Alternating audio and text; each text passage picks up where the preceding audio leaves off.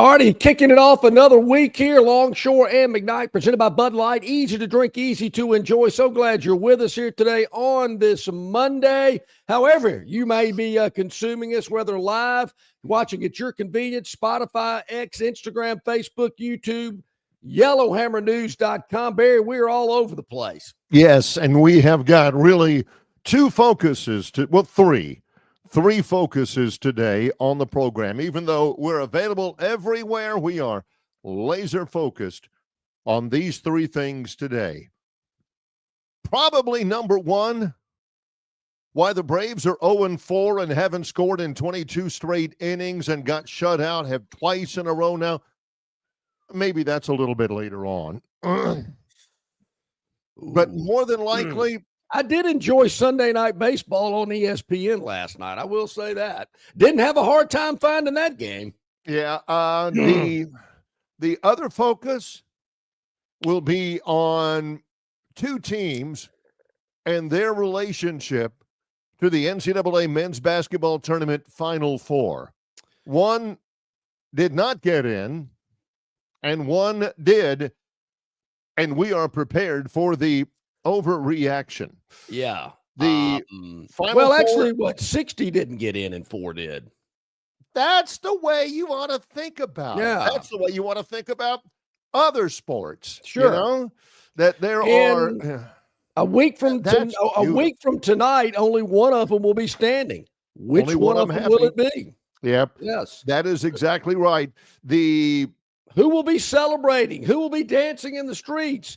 Who will be Rolling Toomer's Corner? I'm telling you, the guys in the physical plant at Auburn University, they're like happy and sad. Yeah. They're happy their school is going to be represented in the NCAA Final Four. Auburn yesterday, a 6-point win over Michigan State, but it really was it was not that close. And now, everybody's happy about it over in Auburn.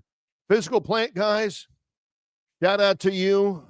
You're heading in early today because you have got a ton, literally a ton of cleanup to do. Let's say I get confused here. I kind of lose track. Did they clean it up after the Sweet 16 and then they rolled it for the Final 8? Did they clean it up or they just left it up there? No, There's just been this collection of toilet paper.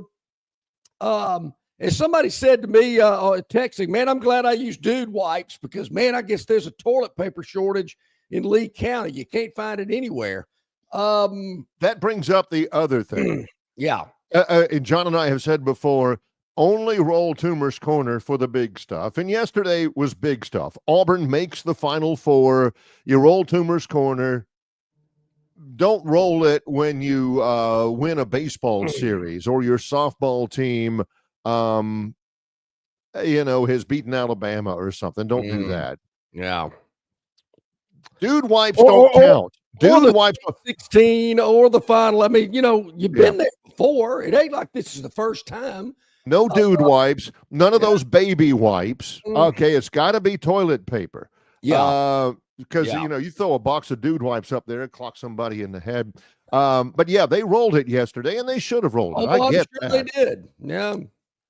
They are in. All 4 number 1 seeds are in. It's only the second time that's ever happened since they went to 64 teams. That means either A, the seeding committee did a really good job, or B, there was a little bit of separation between the 4 best teams and everybody else. I agree. That's a good lead in. But before I jump on that, can I just close out on the Braves? Because I've heard this before.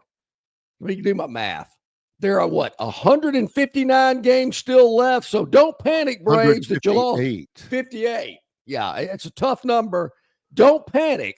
You still got plenty of time to make up after this horrendous start on the road. In Longshore's, sure you haven't scored in 22 innings. I know you've been shut out twice in a row. Yeah. I know you are 0-4. And hey, beautiful. Listen. Beautiful. I get it.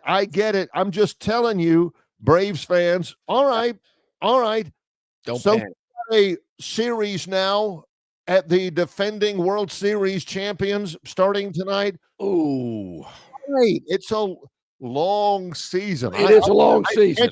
Can't you hear the concern dripping from John's voice? Is Robbie up yet? I cannot wait to hear Robbie's excuse for this horrendous start for the Braves. But I certainly don't want to dwell on them unless you want to. Here's the deal. And I thought about this as I'm watching these games over the weekend, and I think it was John Calipari that made this statement many years ago, and it stuck with me. He said something to the effect, if you are going to win the national championship in collegiate basketball, you better have at least one, preferably two players on your team that'll be playing on an NBA team next season. And he didn't mean just playing. He meant a factor. And if you look at the four teams that are in, they all four have players that are going to be a factor, a starter, a significant contributor to an NBA team next year. There'll be other teams, players in this tournament that'll be on NBA teams, but they'll be sitting way down there on the bench, or they'll be overseas playing somewhere. But the four teams that are in it, they have NBA caliber players that will be on a squad next year. And to me, that's the big difference. I mean, I saw it tonight? Sunday. When did Alabama play? Saturday night? Saturday night. Very evident. Alabama does not have a player on their team that will start for an NBA team next year. You can talk all you want to about Mark Sears. To me, the guy's got Europe written all over him. He'll be a journeyman in the NBA.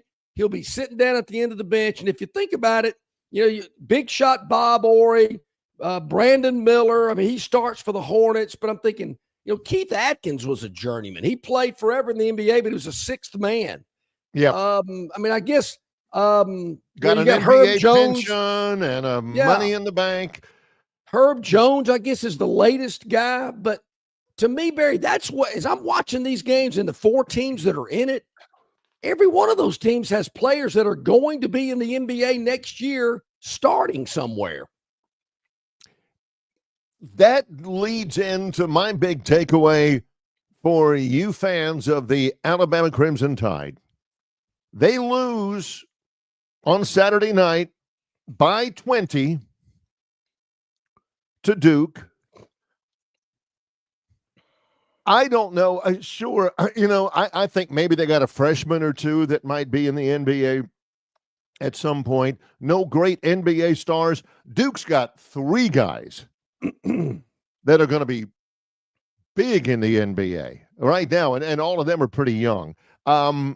Florida, three guys. Auburn, a couple. We know who one of them is. Yeah. Here's what I want to tell you, Alabama fans, who tend to be critical about their team when they fall short of a national championship. I wouldn't be too critical about this team. The only reason why Alabama is not in the Final Four is because they're in the same regional as Duke. They are a really good basketball team. They had a really good year. They play really well within their system, but Duke is significantly better. That's all there is. If Duke and, I don't know, had been seeded 2, or Florida had been seeded 2, and they were both in the same region, Alabama likely would be in the Final Four.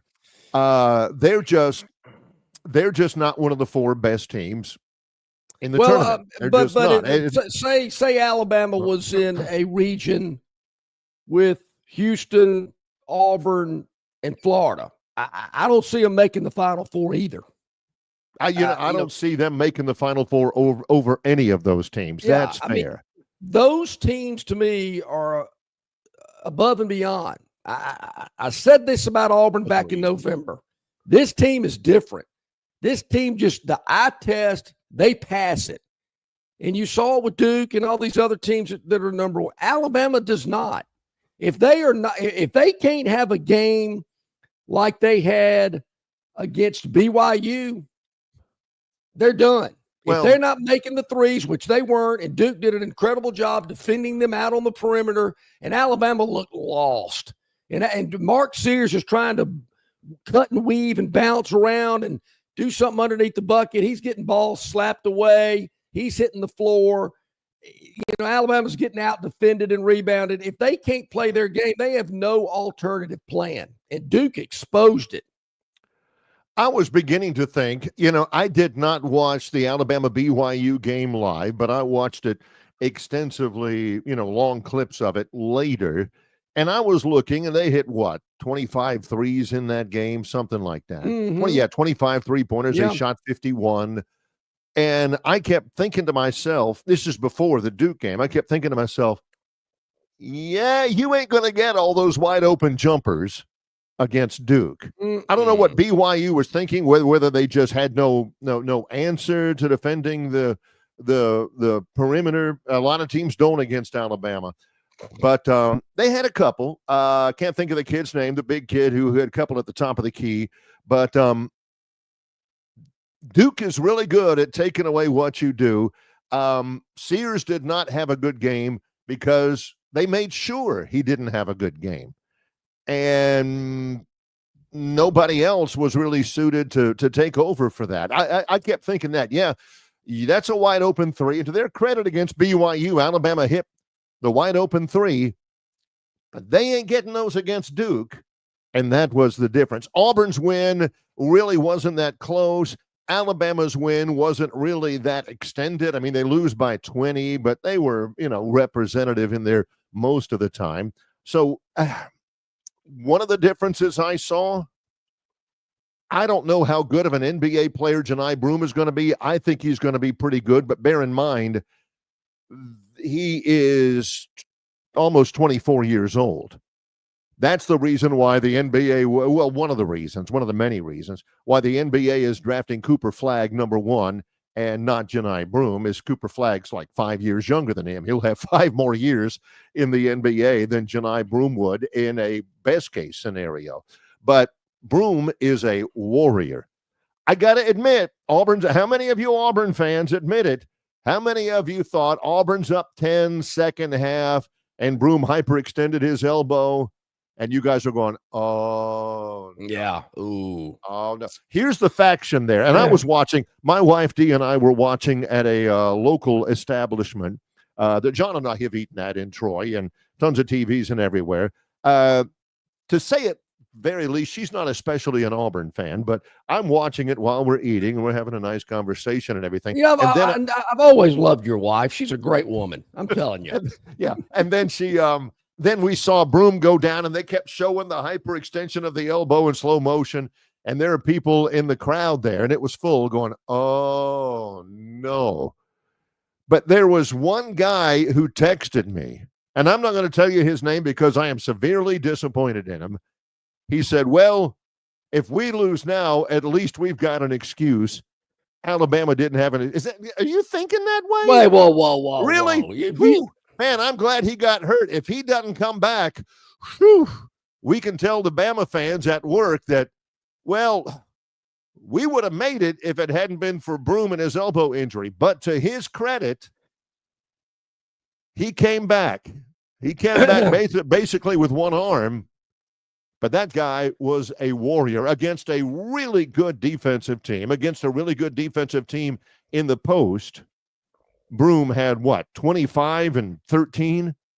That man played his heart out. And he did. I wish you hadn't told me that. I mean, I've always thought I wish that guy hadn't texted me that. Certain Auburn fans, the doom and gloom side. Oh, here we go. Yeah, here we go. But I mean, one thing I've enjoyed about this tournament, Barry, I can kind of get a feel how the game's going and how it's going to end up. Duke, Alabama was one of those. I mean, I could get up, go get another bowl of nachos, get a refresher drink, go, I don't know, whatever. Because I'm thinking I'm not missing anything here.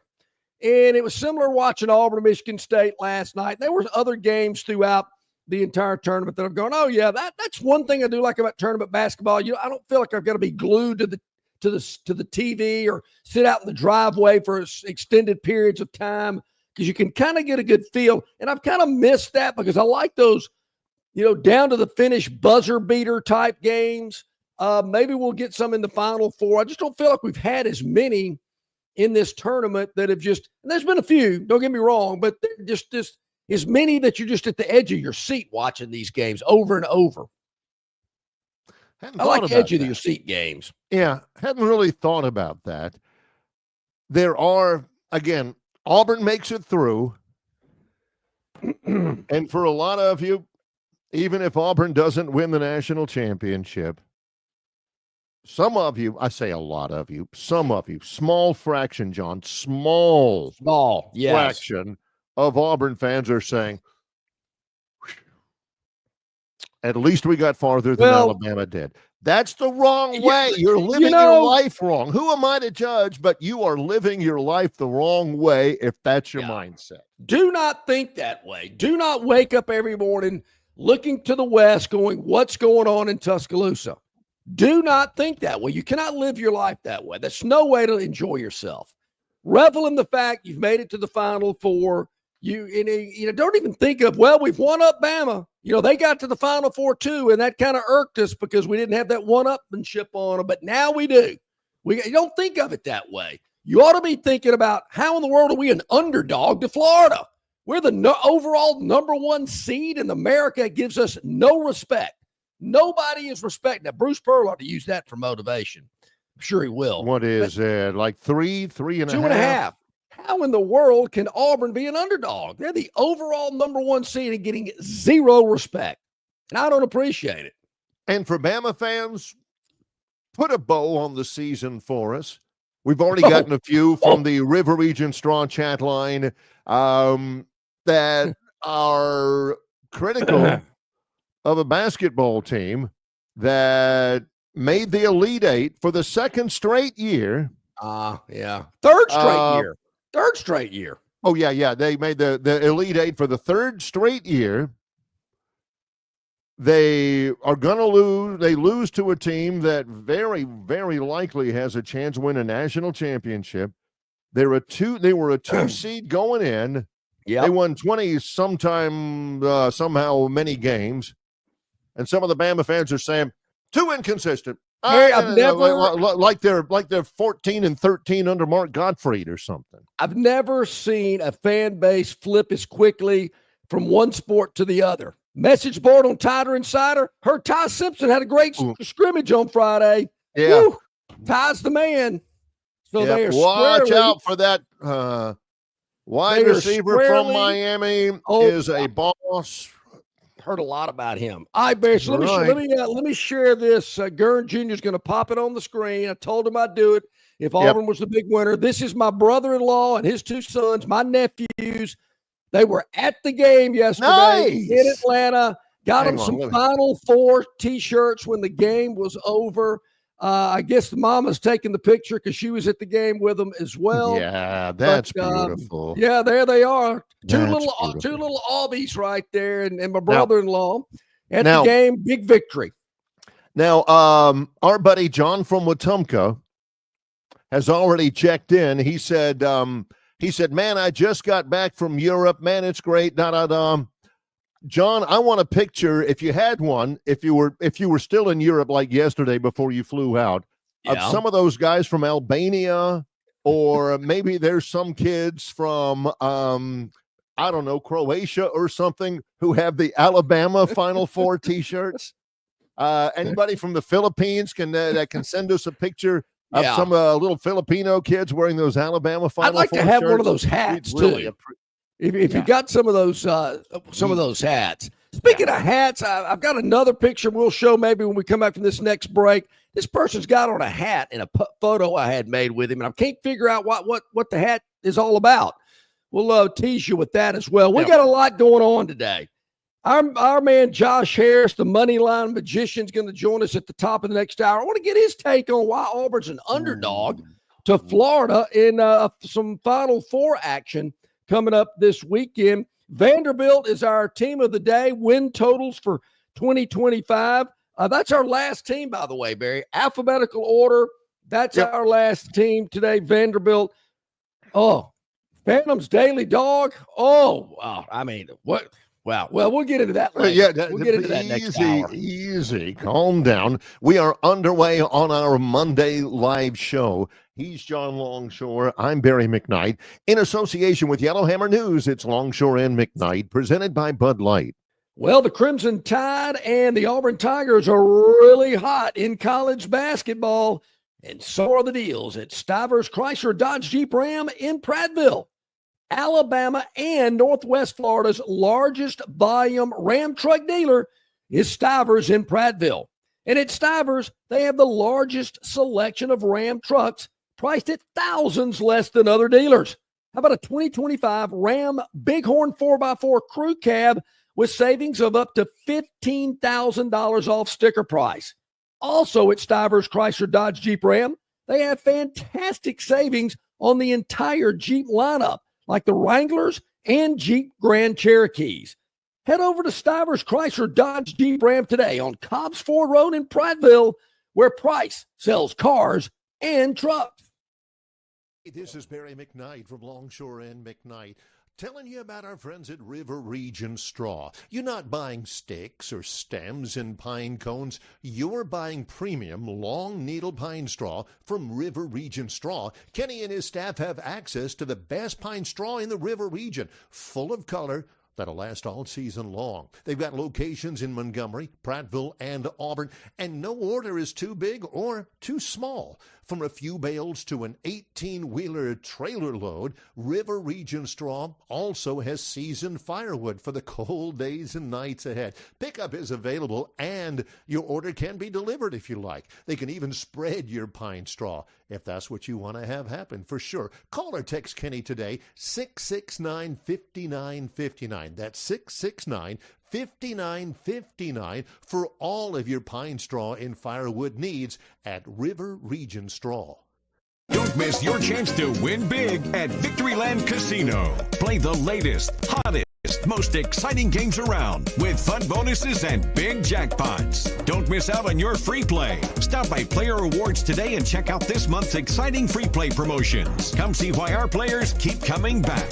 You'll have more fun at Victoryland Casino, where you can be a winner too.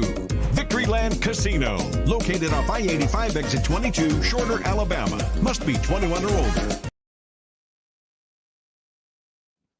All right, welcome back in, everybody. So glad you're with us. 22 minutes past the hour on this Monday. A lot going on here on the program. A lot of good stuff coming in on the chat, our River Region Straw chat line. Speaking of River Region Straw, Easter's not too far away. You need to get in touch with Kenny, 669-5959.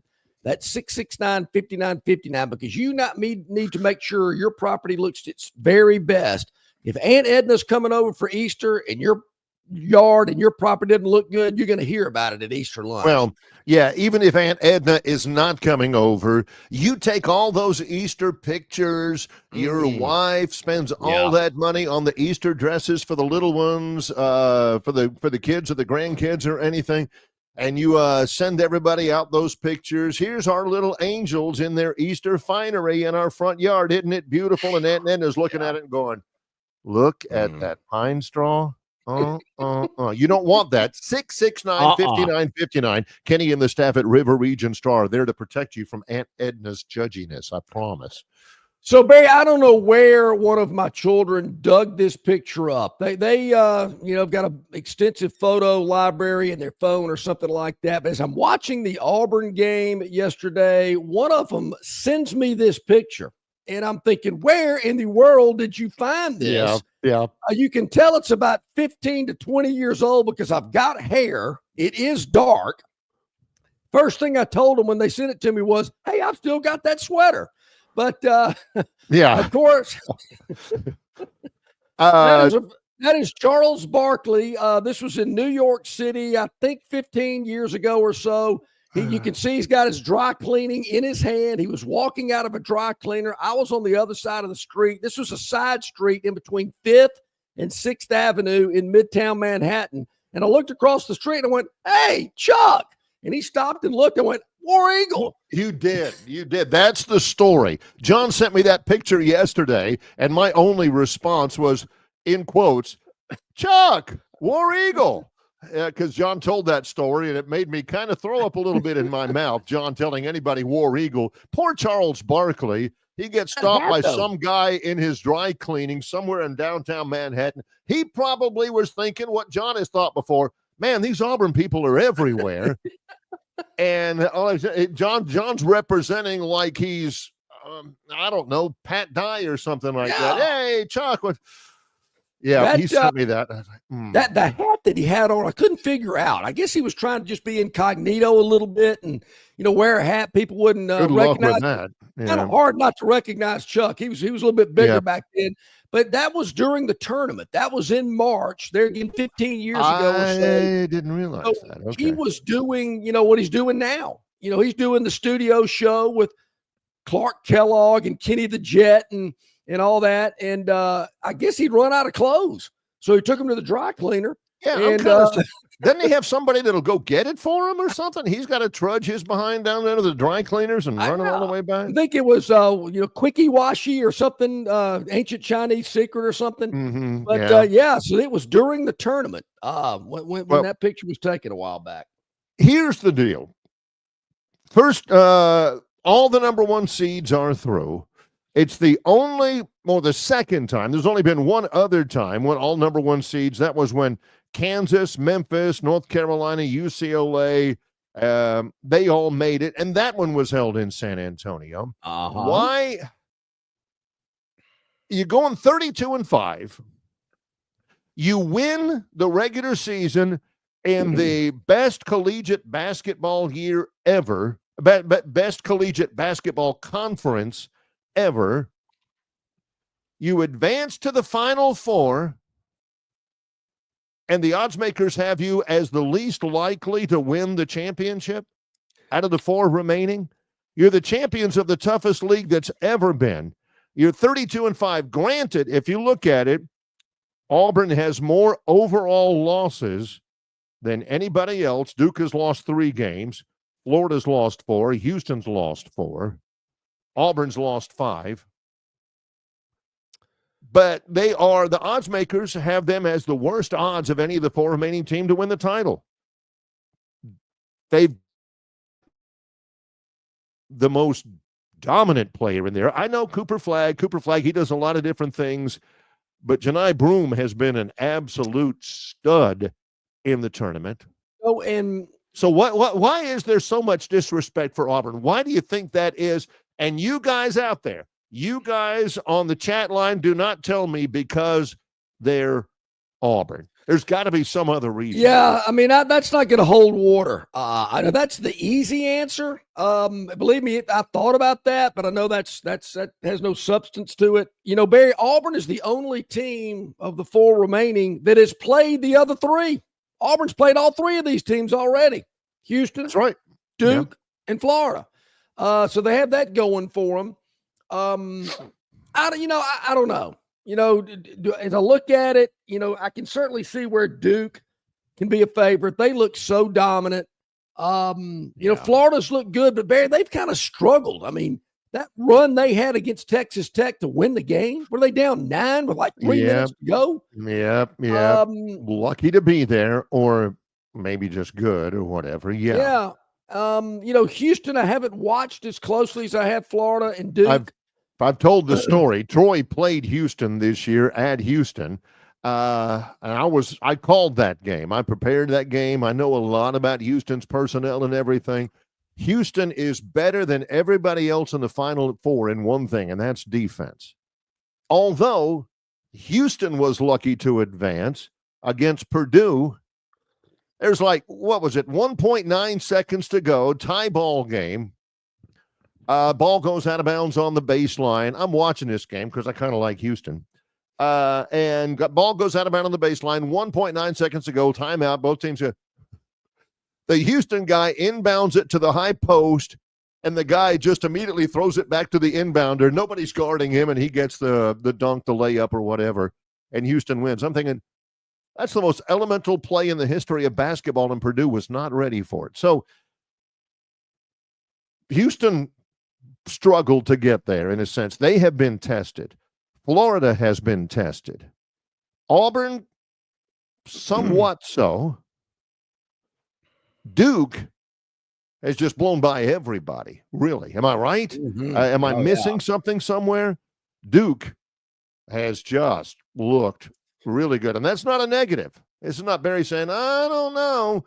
They hadn't been tested yet. Well, they hadn't been tested probably because they're really good. But if they're going to win a championship, they're going to have to face a situation at the very end, I think, where the game's on the line. Their closest game was the 7-point win against Arizona. Elsewhere, other than that, it's been a cakewalk for Duke so far. Yeah, it has. Now, why Auburn's an underdog, maybe we'll find out a little bit more this week. And maybe they like the underdog role. I could see Bruce Pearl using that to his advantage. How they don't have any respect for us. We're an underdog. Auburn is more comfortable as an underdog in all sports. Yeah, no doubt. So it looks like a Getty Lee's calling out a lot of our viewers and listeners wanting to know where Danny and Bob are. Make no mistake, Bob needs to represent. Wow, that's a shout out to you, Bob, about where are you with the Tide going down and Auburn advancing. I guess we'll start hearing from Frank and Curtis and Punja and Ralph and some of those guys we hadn't heard from in ages, which would be nice. I talked about that last week. I miss you guys. I like to hear what your thoughts are about this emergence of Auburn basketball. After that year, they decided, we're not going to go to the tournament this year. And look how far they've come since that happened. I mean, that's amazing. What an accomplishment. I'm proud of them. Bob will be with us. I feel confident in Bob. I like Bob very much. He'll be with us to recap spring practice, talk about how Georgia really is not national championship caliber because Alabama owns them. Alabama has resumed spring practice this morning. There's going to be, again, Mark Sears is the Jalen Milroe of the Alabama basketball team. Super kid player, great representative of the university. But man, they're dog cussing. Here's the big difference, Barry. Career's over. I don't know if I've ever seen Mark Sears give a half-ass effort. I can never say that. Out of everything he's done, you're never going to forget him trotting to the sidelines and just extending a foot to the Vanderbilt player on that pick six, right? That's right. I mean, that left a scar. That was such a terrible, emotional effort. 4th and 31, you can have it. That effort, terrible. Let's take a break. Again, about a half hour away from the Moneyline Magician. He'll join us. Our buddy Josh Harris as well. Lots of stuff from you. We'll break things down a little bit more on this edition of Longshore and McKnight, presented by Bud Light. Book tee time sooner. Save on every round. That's what you get with the 2025 RTJ Trail Card. Destination golf is closer than you might think. Buy a 2025 Trail Card and save every time you play. Plus, you will be automatically entered into the Trails Loyalty Program. Enjoy 10-day advance reservation privileges at each location. 11-day advanced internet tee times on rtjgolf.com and the RTJ app. Enjoy the benefits of a 2025 Trail Card. It makes for a great stocking stuffer, and you save on every round you play in 2025 on the Robert Trent Jones Golf Trail. All right, man, grab a Budweiser and take a knee. It is the best time of the year. It's baseball season. That means sunshine. It means behind-the-back peanut tosses. And it means sharing some cold, frosty Budweisers with your boys. Because there's nothing more American than watching America's game with America's beer. So let me ask you something. Are you ready to bring your A game? Are you ready to cheer every frozen rope down the line and amazing catch at the warning track? Are you ready for pitchers' duels and slugfests? Tell me, are you ready for the thrill of an incredible walk-off victory? I can't hear you. Are you ready for Budweiser and baseball? Then get on your feet, raise an ice-cold Bud, and let's make this season larger than life. Great times are waiting. Grab some buds. Enjoy responsibly. Budweiser Beer, Anheuser-Busch, St. Louis, Missouri. Dixie Electric Plumbing and Air rallies for you. No matter the problem, Dixie will tackle it. Their licensed and trusted electricians, plumbers, air and garage door technicians are ready to win for you. From toilets to garbage disposals, circuit breakers to HVAC systems, Dixie never fumbles. Don't throw away your hard-earned money on second-string contracting companies. Score big with Dixie. After all, they are your biggest fan. Visit calldixie.com or dial them up locally at 262-2946. All right, welcome back in, everybody. About 25 minutes to the top of the hour. A lot of great conversation coming in on our River Region Straw chat line. JJ from over in Atlanta. Always enjoy hearing from JJ. He thinks the Alabama basketball team that played St. Mary's needed to play Duke. Well, they did play Duke. Here's the deal. Yeah, he's saying the same team, the same productivity, the same made shots and all that. Here's the difference. JJ, it was the same Alabama team. But there's a little bit of a difference. I will submit to you that the reason why Alabama did not look the same against St. Mary's as they did against Duke is that Duke is about 5 times better. Yeah. That has the opposition has a lot to do with it. JJ, that's like saying that Alabama team that played Western Kentucky needed to be the same Alabama team that played Michigan or whatever, you know. There's a little bit of a difference there, JJ. And that's what I hope you guys realize. Now, there's a big difference. There's a big difference. Yeah. And Barry, I'm interested. Do people think I'm out to lunch? That I'm just lost my marbles? Yeah. To make the statement. Okay. Sorry. That Alabama does not have a player on its team that lost to Duke Saturday night that will start for an NBA team next season. I don't think that's a reach at all. Next year. I don't think that's so. a reach. What about Auburn? Could Janai Broom start for an NBA team next season? I think he could. Is there any other player at Auburn that could start on an NBA team next season? Possibly. I really like Tahad Pettiford. I mean, I really do. He may be one and done. He was the freshman phenom. I'm with you. He's the other one I'm thinking of. Yeah, he's one that I think that he's the one you ought to be thinking of. He's could Denver Jones? I don't know. Baker Mazzara? I don't know. Maybe. But those two, Barry, come to mind. Yeah, Miles Kelly guys that can play in the NBA.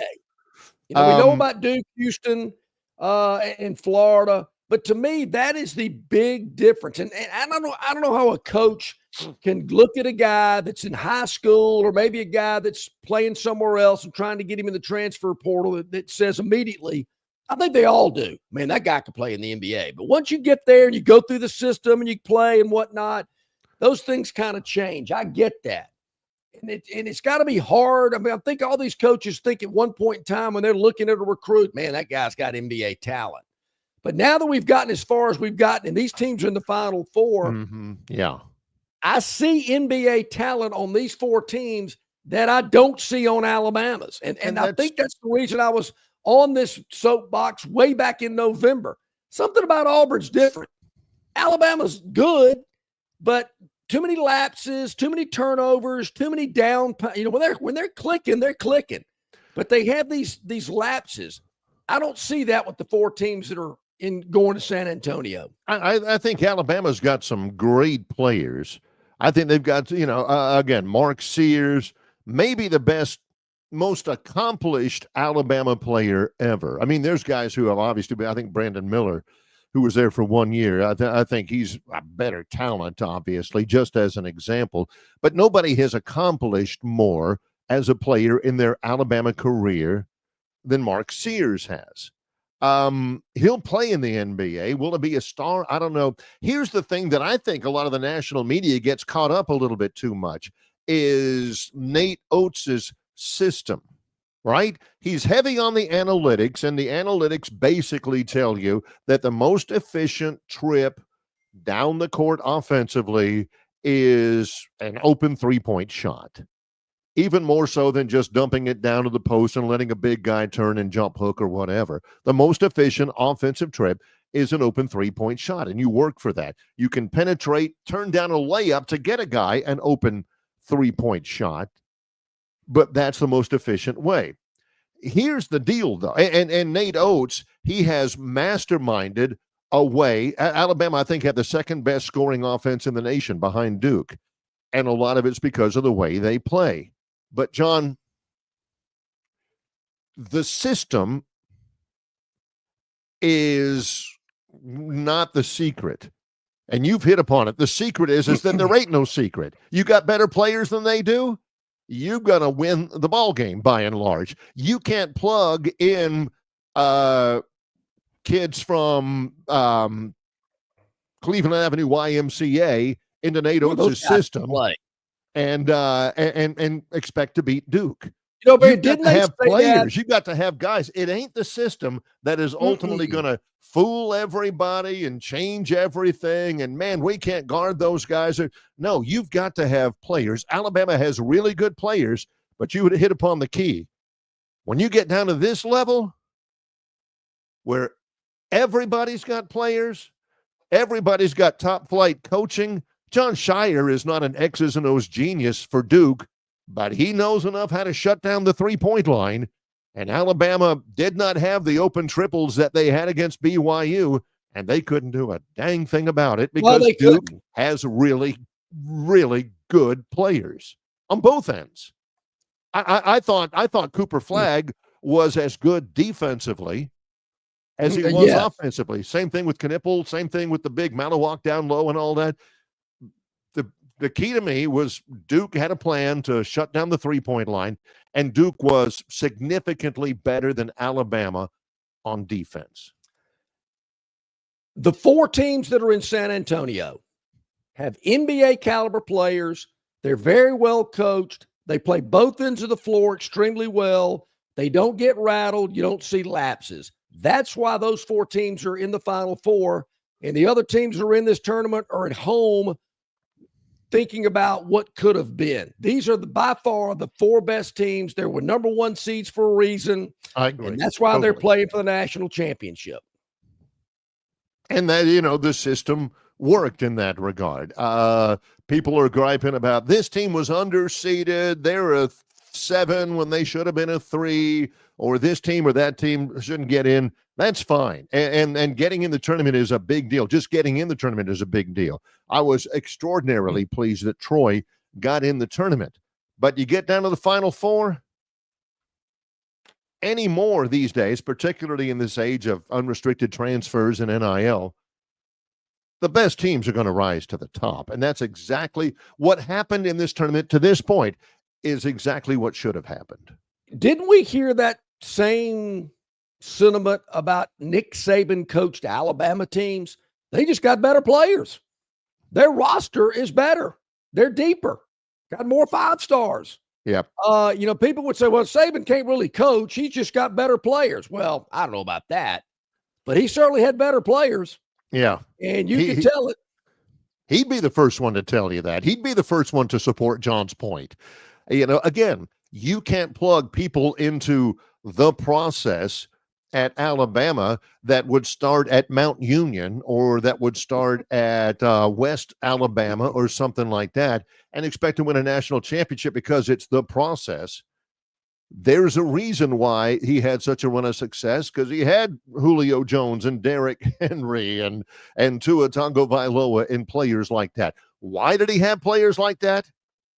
He was able to recruit them because they believed in his process. These guys, their ultimate goal wasn't to lift a national championship trophy at Alabama, and that's the peak of their career. They wanted to play in the league. And there is nobody who had a more proven developmental program for the NFL than the University of Alabama ever under Nick Saban. That's what the deal is. I don't know how.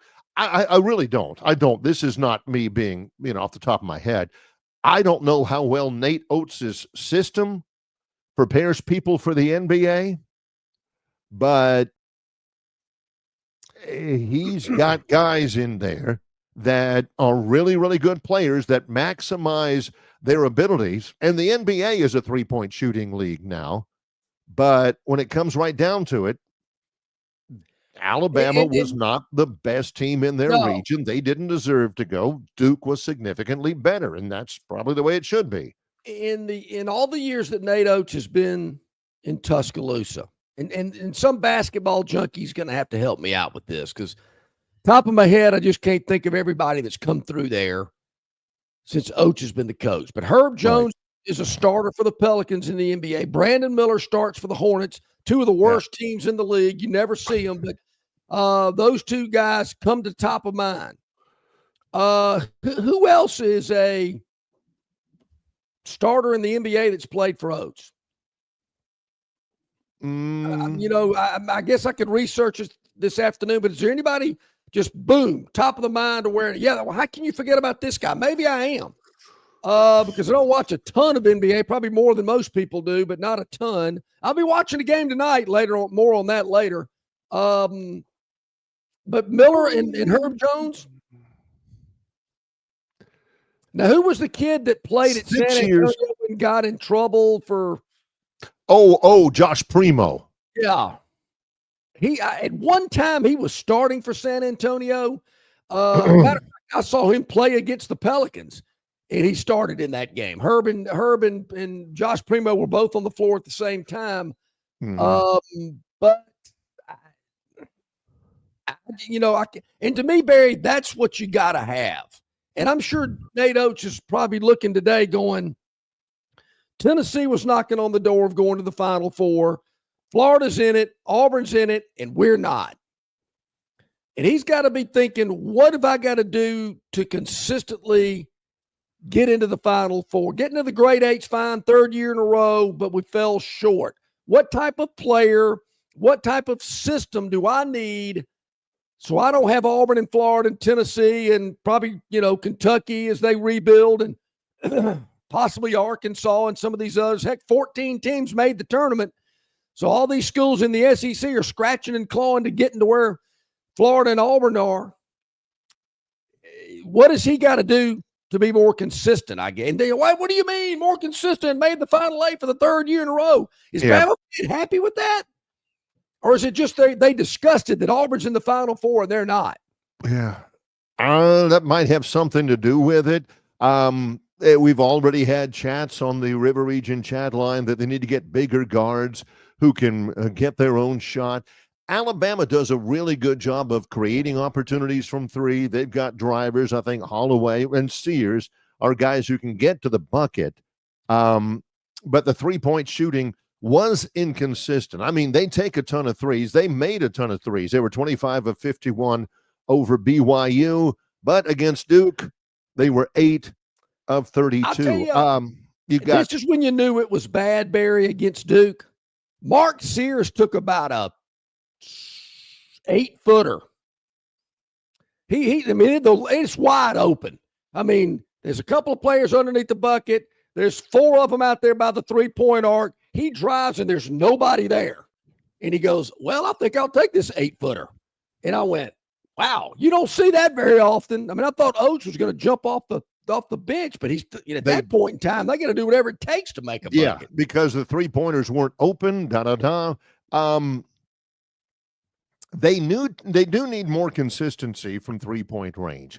When Sears was hitting them like BYU, it's a beautiful thing. But again, you can guard the three-point line. You can overplay the three-point line and take it away, and then you've got to, do something else. Entering the NCAA tournament, Alabama takes a ton of threes. Alabama was ranked 121st in the country in three-point percentage. Mm-hmm.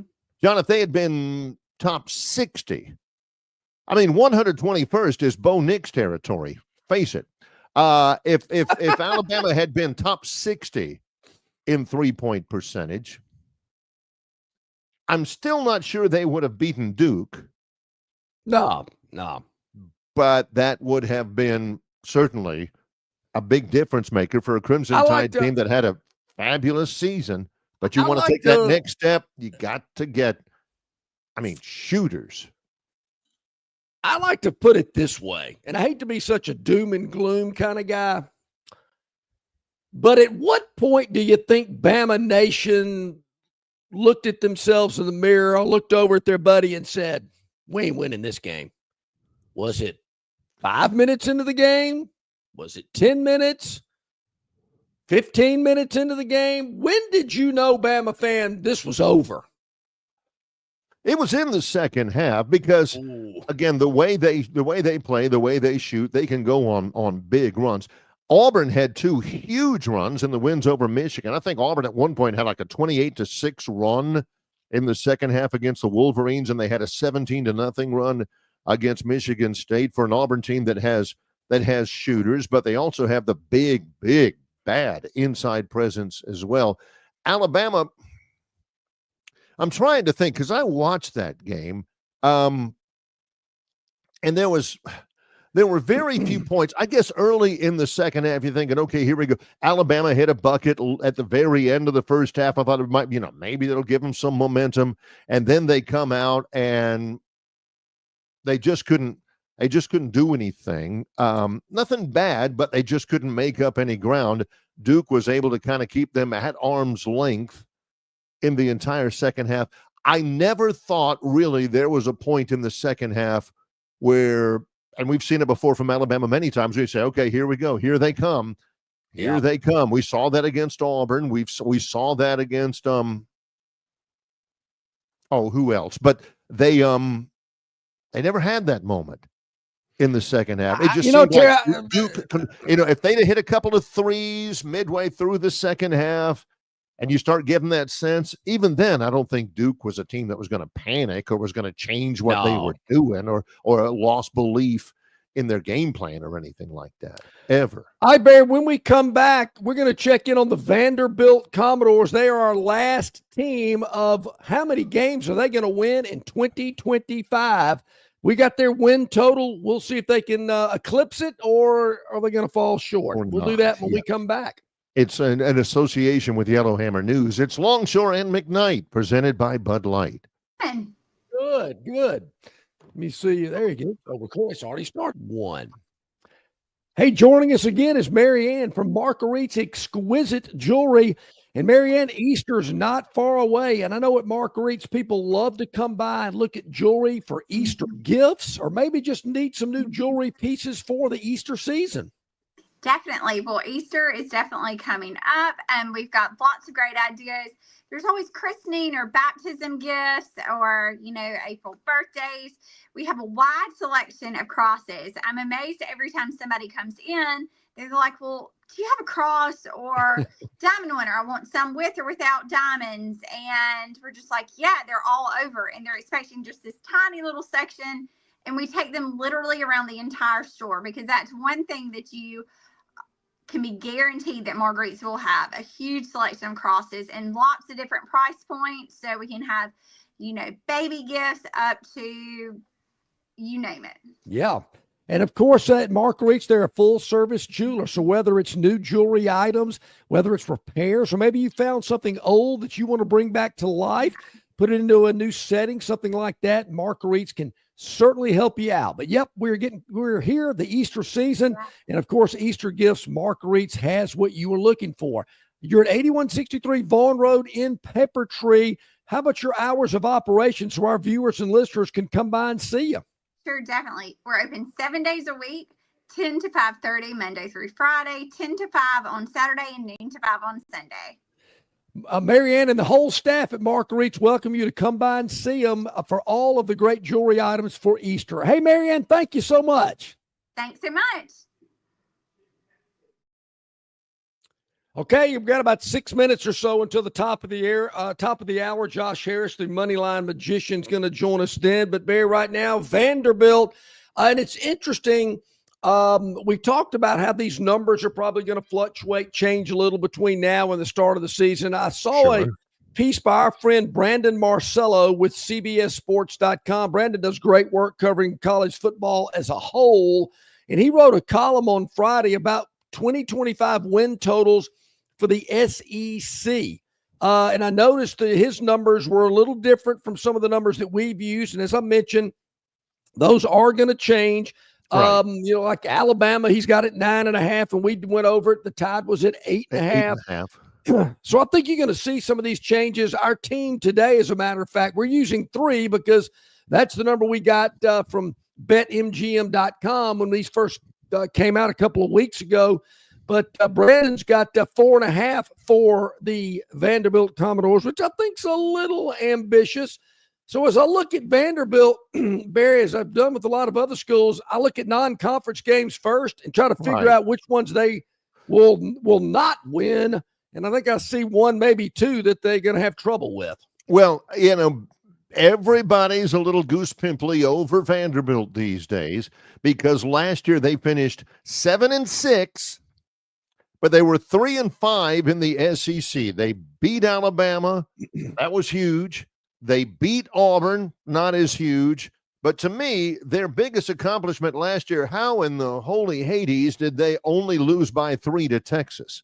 Yeah. Go figure that. So everybody's all geeked up about that. This year, you got Pavia back. He doesn't have as many weapons around him, I don't think. I couldn't tell you much of anything about Charleston Southern in the opener, except their name is the Buccaneers. They go to Virginia Tech. They have Georgia State in Nashville. And then later on, of course, they got Utah State. Georgia State's a Sun Belt team. Yeah. Georgia State has beaten Tennessee in Knoxville before. Yeah. They got a former Auburn running back, Del McGee, is their new head coach. Oh, wow. In their non-conference, best they're going to do, in my estimation, is 2-2. They'll beat Charleston Southern, and they may beat Utah State. Yeah. They aren't winning in Blacksburg, and they aren't beating Georgia State. Georgia State's loaded up on some. Georgia State won last year against Vanderbilt in Atlanta. Now they play in Nashville. Yeah. So 2-2 in the non-conference is what I've got them best case scenario. And they beat Virginia Tech last year, a team that I was very high on to start the season. You don't need to keep reminding people about that because that's embarrassing. What in the world happened to them? So I'm with you there, possibly 2-2. But here's where I see the big problem. And you mentioned at Virginia Tech, but they're also at South Carolina, at Alabama. They are at Texas. They're at Tennessee. Also mix in home games with Auburn, Kentucky, Missouri, and LSU. Okay, what conference game are they going to win? All right, I've got them 2 wins in the non-conference. All they got to do is win 1 conference game, and it's a push, right? Yep. Kentucky, maybe? Maybe. That's the one. That's the one that jumps out at me. To be honest, and again, I am predisposed towards rooting for Vanderbilt. I think they stand for all the right things, and I love me some C.J. Duncan. But honestly, and the 7-6 last year is like a Super Bowl winning year for the Commodores. Clark Lee should have been National Coach of the Year last year. But man, I'm not seeing it. Maybe Kentucky, that's their only chance to push the 3 win total. They're not going to sneak up on anybody. And you think, whoa, wait a minute. Vanderbilt's sneaking up. Well, you mentioned Pavia's coming back. The year they had last year. Right. Beat Auburn and Alabama, only lost by 3 to Texas, beat Virginia Tech. So, they're not sneaking up on anybody. And they're hitting a hard road. Knoxville, Austin, Tuscaloosa, just to name a few. Going to Blacksburg as well. Got to go to Columbia, South Carolina. Which is going to be tough. I'm going to, right now, there again, I think when we get closer to the season, this might change, but I'm going with a push. I am too. They're at 3, and I just don't think they can get over 3 wins. I don't like, all the other ones are like 8.5, 7.5, 6.5. Oh, why is there not a half here? I hate a push because I'm exactly the same way. They'll go 3-9 in the regular year. And again, I think a lot of it has to do with the fact they're not sneaking up on anybody. You don't think Kalen DeBoer's got that one circled in Bryant-Denny October 4th? That was the most embarrassing loss of the year for anybody in any conference, I think. Just go ahead and tell you, he loses that one to Vandy 2 years in a row. He might as well just pack his bags. So, yeah. I think the money line magician would even agree with that. Josh Harris joining us here today. Vanderbilt comes in, Josh, and beats Alabama for the second year in a row.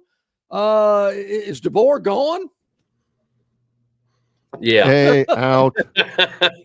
Yeah. But that's not going to happen. Josh, of course, our money line magician from Yellowhammer News. I don't think this morning he has an especially large amount of patience today. Get him out of here if he can't do it. What's the love the hat? So Josh, the reason why he's wearing the hat, I think, is to provide the impetus that he is looking ahead. Exactly. Not backwards here, right? He's thinking about pimento cheese sandwiches, egg salad sandwich. He's thinking about Augusta National. I hear you. I can't wait. Looking forward to it. Be nice. Put it into a nice big package with a big crimson bow of how you regard Alabama's basketball season now that it's over. I think it's right where it should have been. I think it's a B. I think we got a B. I think we had a very solid year. Once again, our expectations have gone up a lot, right? We now Elite Eight. 10 years ago, we're jumping around doing cartwheels, and now we're just like it's solid, And then if we were to talk before the Duke game, we'd have a lot of other things to say, right? After the BYU game. That was one of the most amazing things I've ever seen. So as a fan, it stinks that we got just stomped by Duke. But the BYU game was one of the most fun I've ever had watching an Alabama sporting event. I wish I was listening on the radio so I could just hear bottom, bottom, over and over and over again. Yeah, Chris does get excited. He's fun to listen to when things are going good. He's fun to listen. So, Josh, I made this statement. Hey, Josh. When it's not, it's a little different. Right. Yeah, right. It is. I made this comment earlier today, Josh. The reason that I think the four teams are in the Final Four is because they've got NBA caliber talent right now. They've got players that could step into the NBA and play. I think they all have players that will be starting on NBA teams next year. I don't see that at Alabama. And I was trying, maybe you can help us here. I brought up Herb Jones and Brandon Miller. I can't think of another Nate Oates player that is a big-time contributor starter on an NBA team. Not next year. We've got some young guys. We were deep this year. And I think you're spot on, though. I mean, we don't have that just guy that's just naturally extremely talented that's NBA ready. We had a lot of guys that were very good and could step up, but there was not really a takeover type guy. I mean, Mark Sears took over against BYU, but that was an anomaly for the year. I mean, he wasn't taken over too many times this year. So we didn't have that, we didn't have that lockdown defender like Herb Jones was. And then Brandon Miller, he was incredible. Yeah. We didn't have a Colin Sexton. We didn't have a Primo that was going to be drafted. I don't know if we'll have anybody first round. Now, I think Sears could be good in the NBA, but I think he's not going to be a rock star. I don't see. What would you say to what I perceive to be a large group of Alabama fans who hold Mark Sears kind of in the same mindset as they held Jalen Milroe? I saw that comment the other day. That's so far off. Like, Milroe was bad. Like, he was awful in some games. Like, just horrendous. I mean, just like you don't know. Josh is running through all of the adjectives he can think of, and those are like, three. It's like you're trying to get, it's 7 a.m. here in Edmonton, Alberta, where I am, and I'm just waking up, just like, all right, so we're talking about Milroe now. He ain't ready for this. I wore my mask, like just trying to think maybe they'll ask me what the good long odds for the golf tournament are. Like, no, that lasted for all of 5 seconds. We've gone Milroe on him. You're right. Now, I mean, Milroe is. I was really big on Milroe. Like going back to like the card stuff that I do, I have a bunch of Milroe cards. Like I'm invested in Milroe, way overextended at this point. He didn't. I mean, he was awful at. He did okay at Pro Day, when he was running his 40 and stuff like that. He's just not looking good. It's not looking any better after the year. And I think Sears is more of a leader guy, and he played well when it mattered down the stretch, right? And then the Duke game, I mean, BYU was just sitting in a zone defense, just letting us hammer threes. Like their coach should be gone. That was the worst. That was the worst thing I've ever seen in my life. And so we knew going into Duke they weren't going to do that. And so they were going to lock down Sears. And then if we score 65 points, it's over, right? It's just we can't win. We didn't have defense the whole year. So I don't see Sears and Milroe being in the same. Well, Josh, here's how I separated the two. And Sears hustled. He played hard every time I saw him playing. He just maybe didn't make enough threes, or he got a ball swatted away underneath the bucket. But the guy hustled every time he was on the floor. I never saw Mark Sears give a half-ass effort like I saw Jalen Milroe in Norman, Oklahoma. Yeah, that's spot on. No, that's exactly right. Milroe just looked like he wasn't in it sometimes. When Sears was playing bad, he just wasn't shooting well, right? Which this is, wasn't like Milroe was just overthrowing people. Milroe was making bad decisions and doing stuff that you just can't do. And Sears is always, he's a leader. He was off some games, but that's just basketball. I actually had an interesting comment. Someone asked me the other day, is Cooper Flagg as important to Duke as who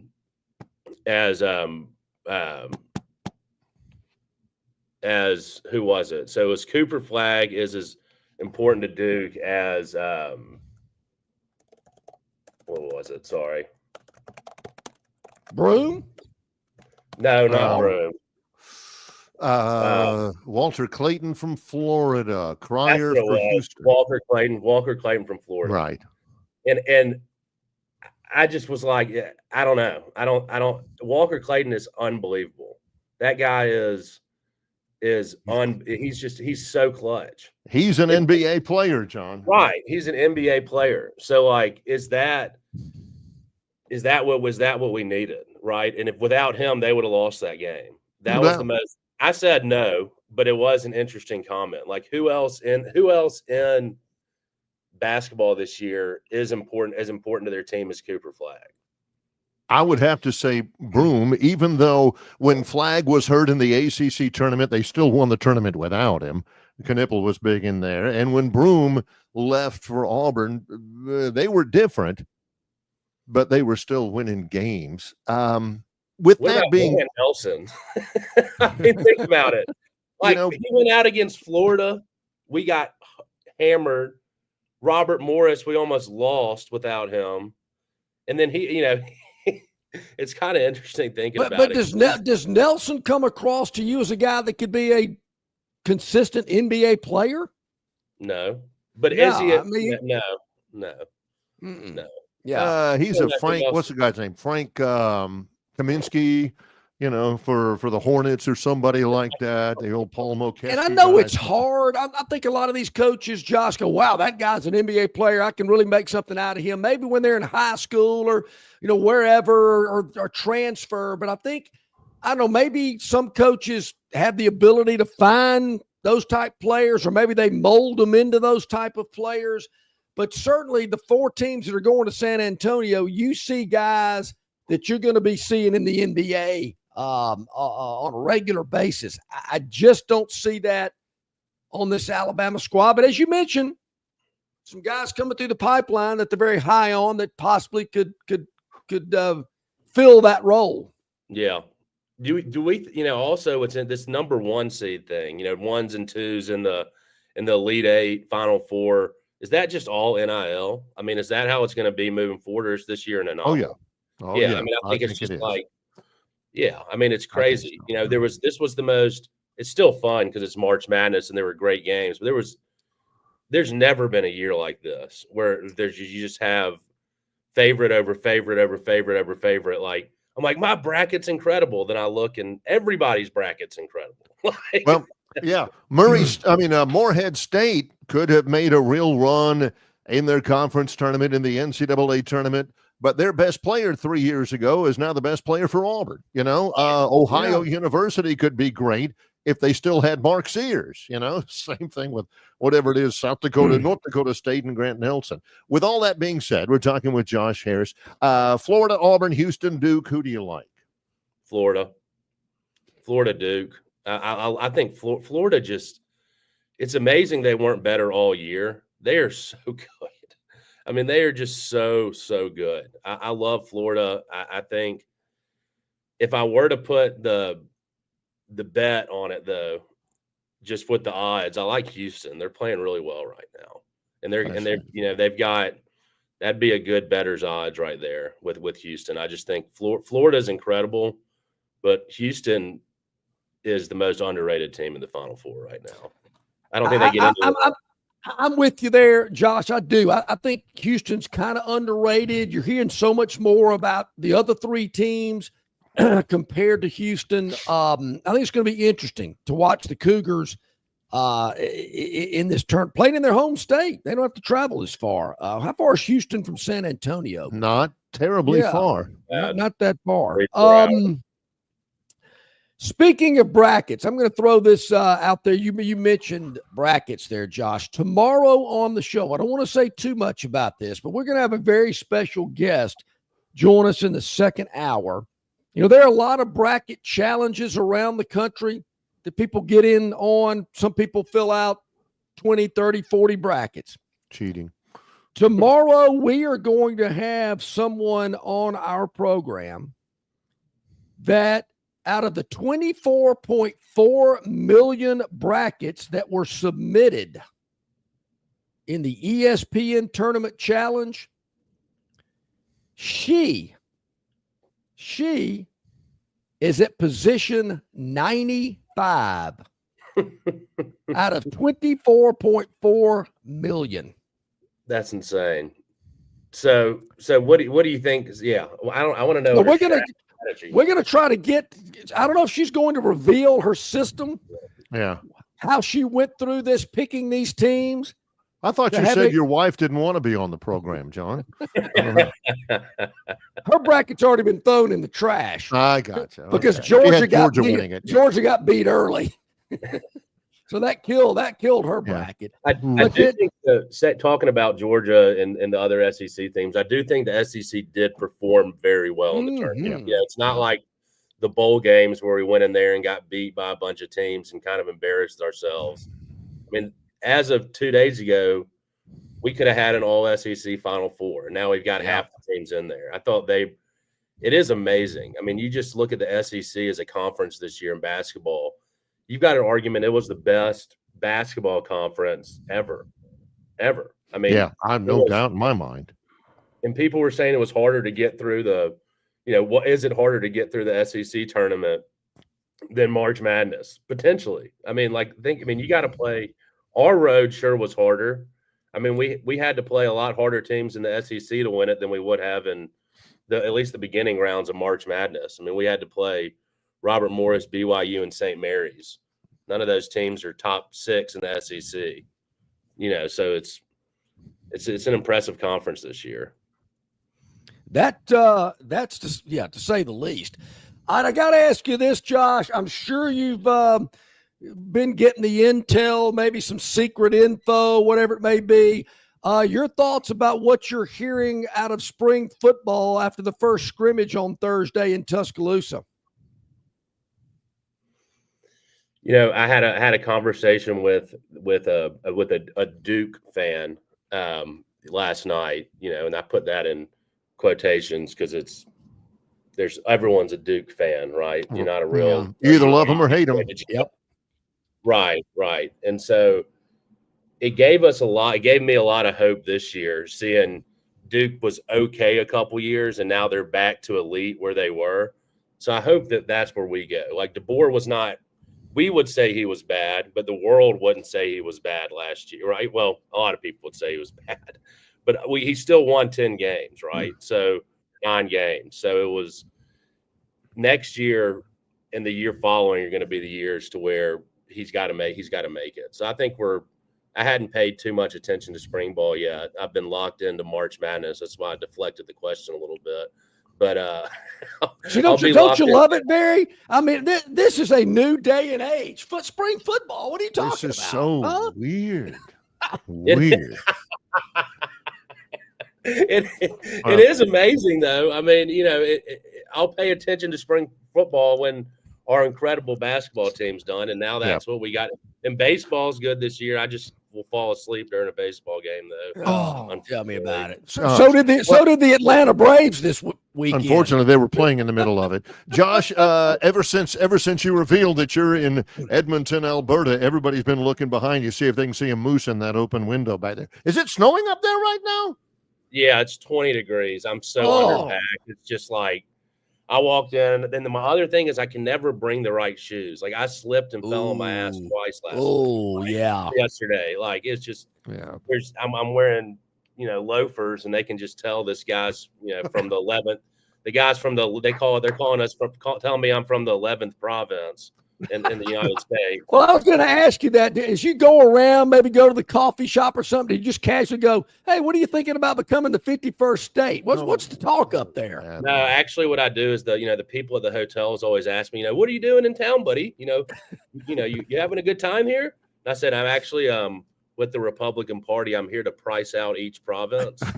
So I'm just walking around, just gathering intel. You know what? You need to be careful saying stuff like that. Even if it's a joke, you're going to get in trouble here, pal. Yeah. Canadian trouble's a little bit different than American trouble, though. Just tell them after you get. There's savages up here. They ain't playing around. They'll you know what? They'll flick you on the top of the head. Just tell them when you get through with Canada, you're heading to Greenland after that. Oh, geez. And if you ever do one from Greenland, we may have to take the week off from that if you're ever doing a guest spot with us from Greenland. Josh Harris, our Moneyline magician, always great to talk with you. Love the hat. We'll talk about that next time, okay? Yeah. John Rahm, that's your pick. I like it. All right. I like it, but I've got somebody else I'm going to throw at you. I'm holding on to my Masters winner because I predicted it last Memorial Day weekend. I'm holding him to it, so we'll get into that as we get closer to the Masters at Augusta National. Josh, thank you, buddy. Yeah. Appreciate it. Hi, buddy, from Edmonton, Alberta, Canada this morning. Barry, we're going international today here on Longshore McKnight. Only international for just a little while longer, though. Exactly. Appreciate you, Josh. Thank you, Josh. Not going to need a passport to go there. Well, our man Mal's chimed in. I've been waiting for Mal. Now all we need is Robbie from Greenville. I got to tell you, I never do this early, but it's just so good looking at the National League Eastern Division standings. And right there at the very bottom with a big goose egg, 0-4. Ooh. Not only 0-4 for the Atlanta Braves, not only getting swept in the opening series at San Diego, but getting shut out 2 games in a row. Ooh. And not having scored in 22 straight innings. Only one way to go, Braves fans, and that is. And Barry, you say they're going up they're going up I-10 to take on the Dodgers. You're going up I-5, yeah. I-5, yeah. The Dodgers are 5-0 right now. They are the first defending World Series champion to go 5-0 in about 23 years or so. But hey, all is well. Oh, yeah, sure. Yeah. It's 20 minutes into our second hour. Let's take a break. In association with Yellowhammer News, it's Longshore McKnight, presented by Bud Light. Local banking expertise, the newest innovations and technology, personal attention, genuine hospitality. It's all just part of the Riverbank and Trust difference. They invite you to experience it for yourself. Welcome to banking above and beyond at Riverbank and Trust. Locations throughout the river region, locations throughout the state of Alabama. Riverbank and Trust.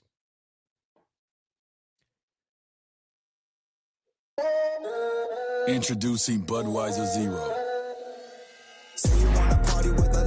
0% alcohol, 0 grams of sugar. Full Budweiser flavor. A refreshing alcohol-free brew that tastes like the real thing. Budweiser Zero. 0 alcohol, 0 compromise.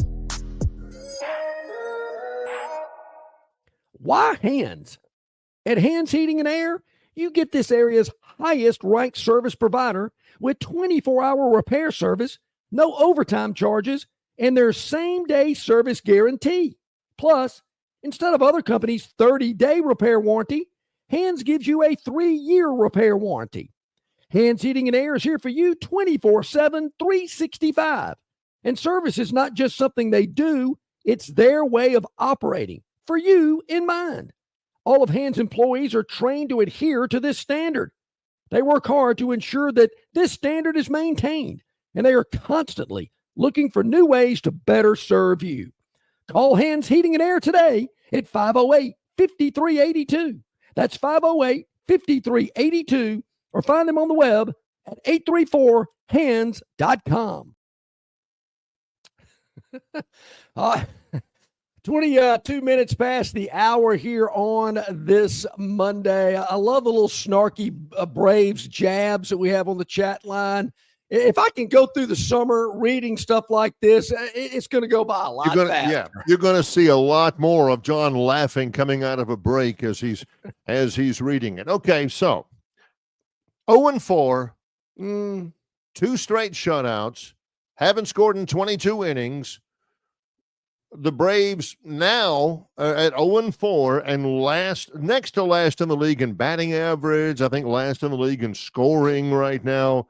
Now they've got to go up I-5 to Los Angeles to take on the reigning World Series champions. The Dodgers are the first reigning World Series champions to start 5-0 since the 1985 Tigers.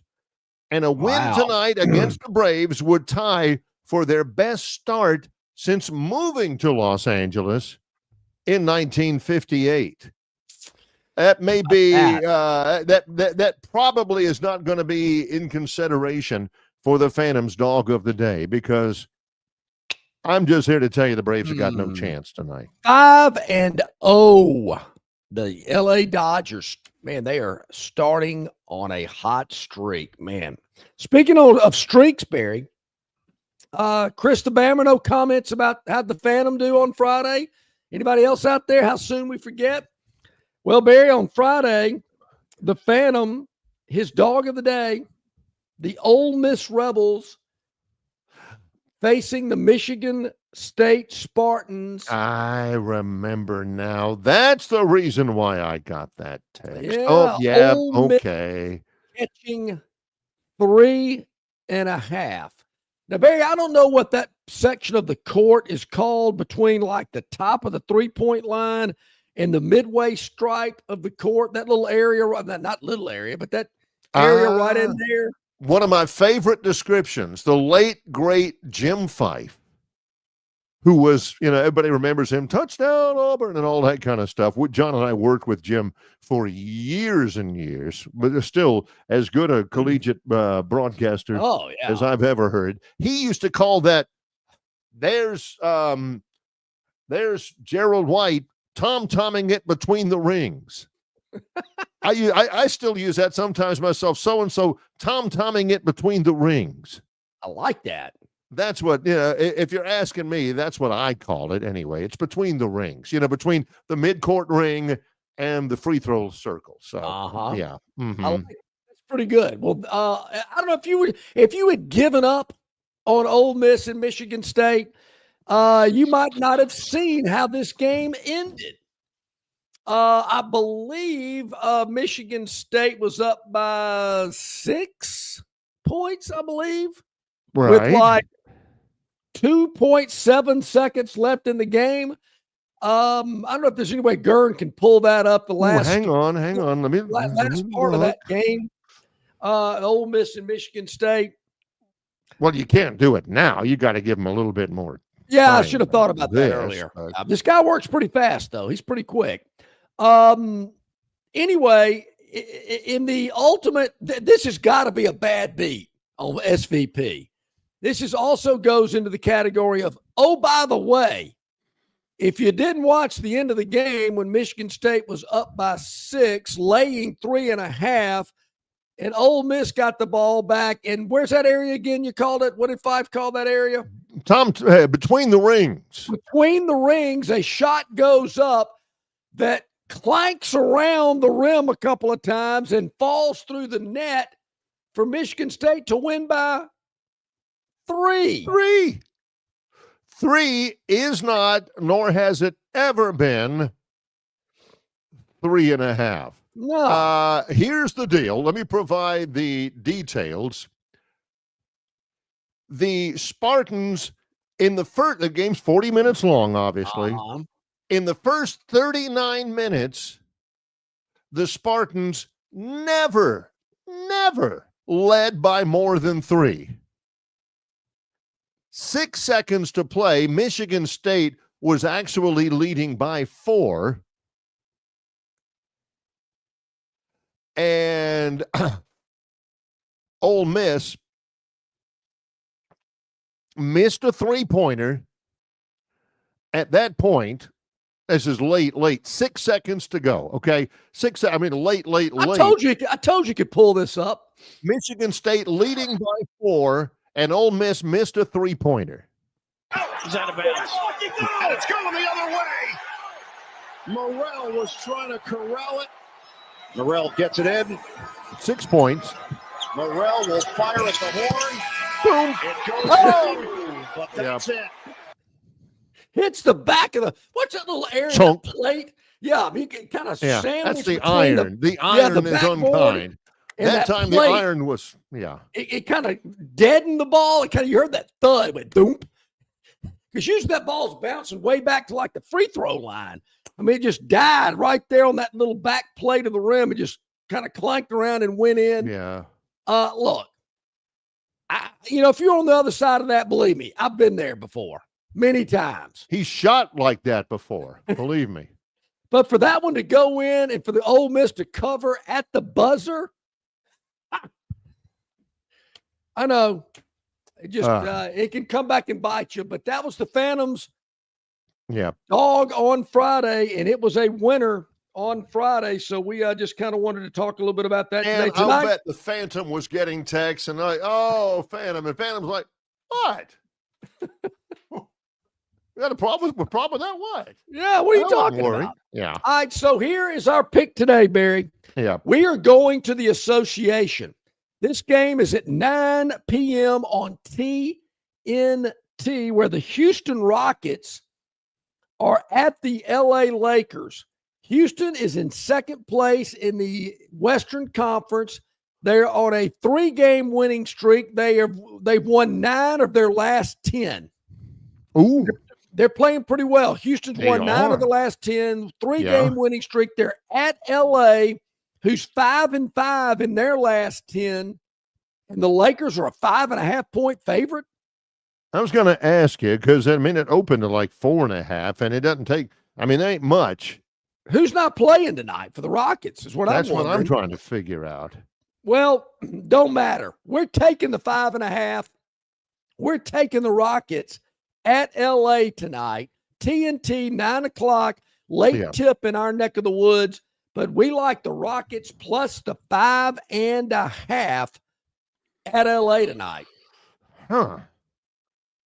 I guess you can't question it. I mean, somebody puts out the lines for a reason, I guess. So we've got that. Phantom's Dog of the Day. We'll check it again tomorrow. There'll be another one. Dr. B. We love Dr. B. Yes, we do. And he loves us. He checks in on the River Region Strong text hotline. He says, game of the weekend, Florida versus Texas Tech. He was at an engagement party, and Florida was down big with 3 minutes left, and his bracket is busted. Looked up after some toasts by the honorees, and Florida had won. Yeah, that Florida is all that. Florida is favored against Auburn. Josh Harris, our money line magician, he likes Florida to win it all.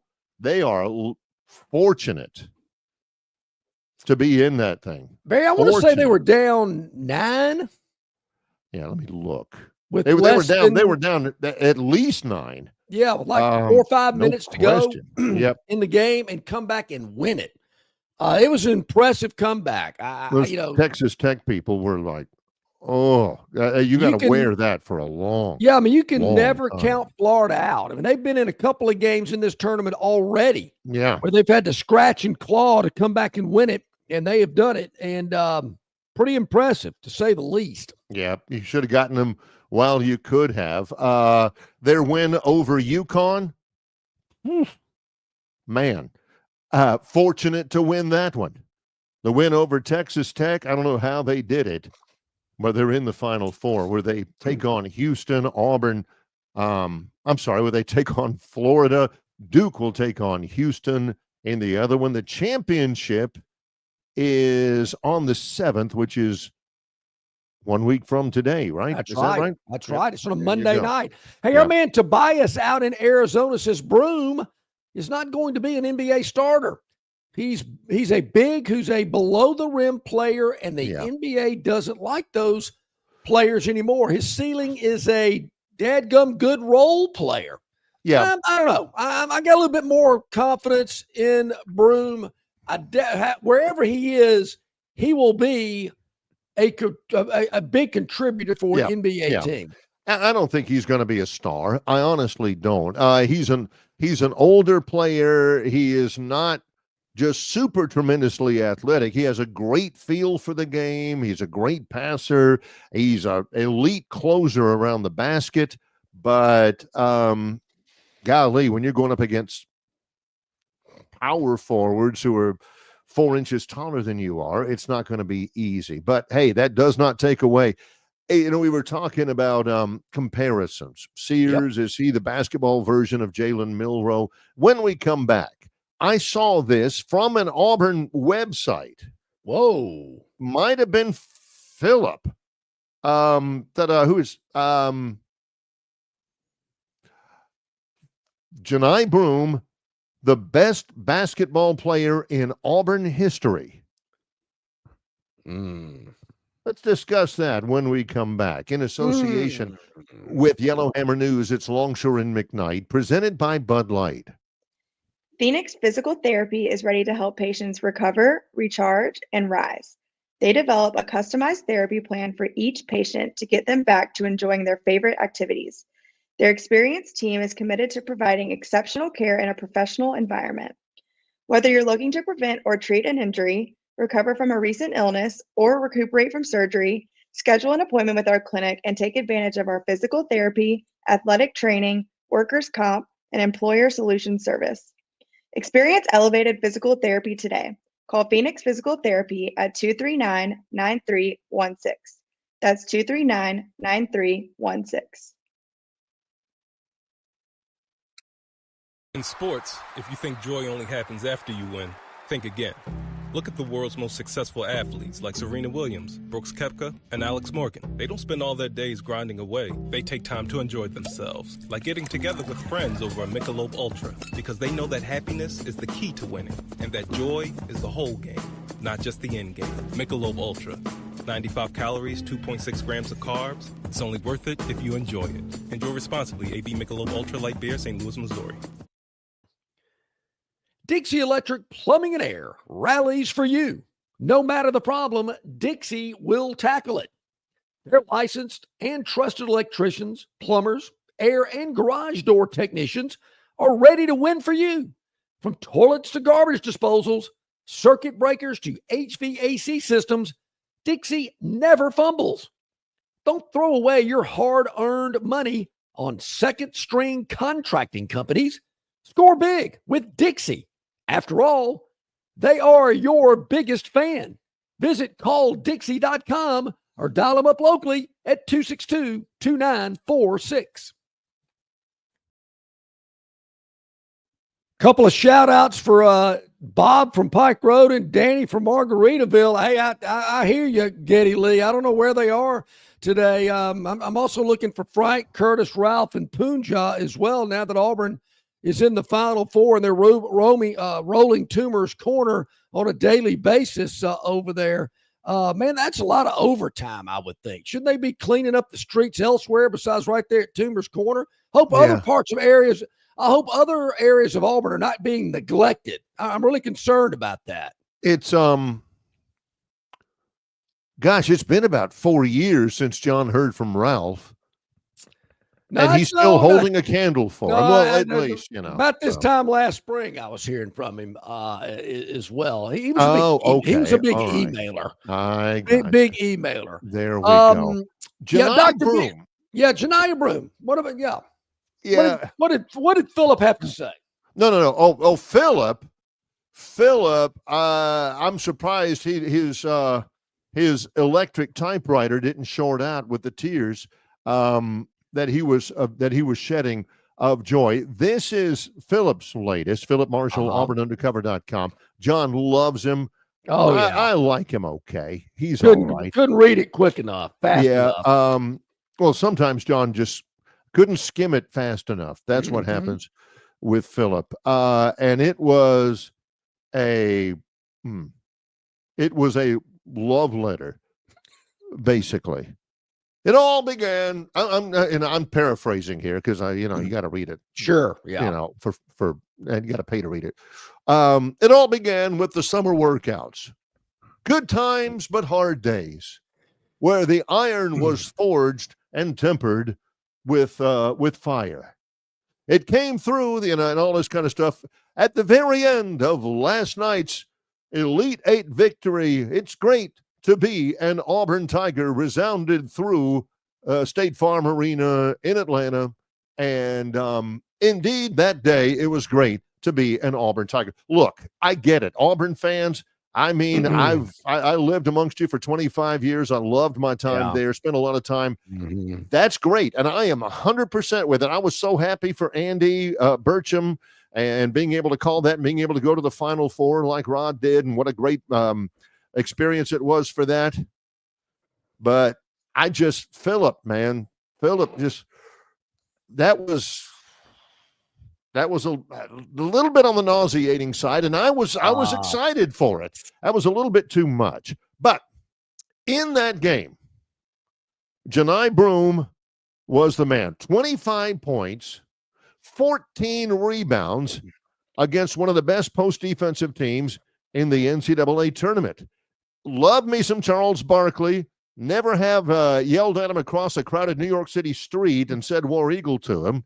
But I've talked with him before. We had him on the air before. Yeah, sure. Heck yeah. Love Charles, John Mangel, Jabari Smith, Sharif Cooper. I go back to the days of Chris Morris and all that stuff. Hey, don't forget about the kid that got the Western Union MoneyGram. Chris Porter, Bryant Smith, Doc Robinson. Can I go as far back to Stan Petcavage? Can we go that far? Oh, who was before Mangelt? Former Auburn president James L. Martin played basketball at Auburn. Anyway, out of all of those, has anybody... Eddie Johnson played for the Atlanta Hawks, didn't he? Mike Mitchell. If you bring up Eddie Johnson, those guys, accomplished a lot. Many of them had very strong NBA careers. Of course, Chuck was named one of the top 50 basketball players in history a few years back. Lippingen, gold medalist. But was he National Player of the Year? Did he ever take a team to the Final Four?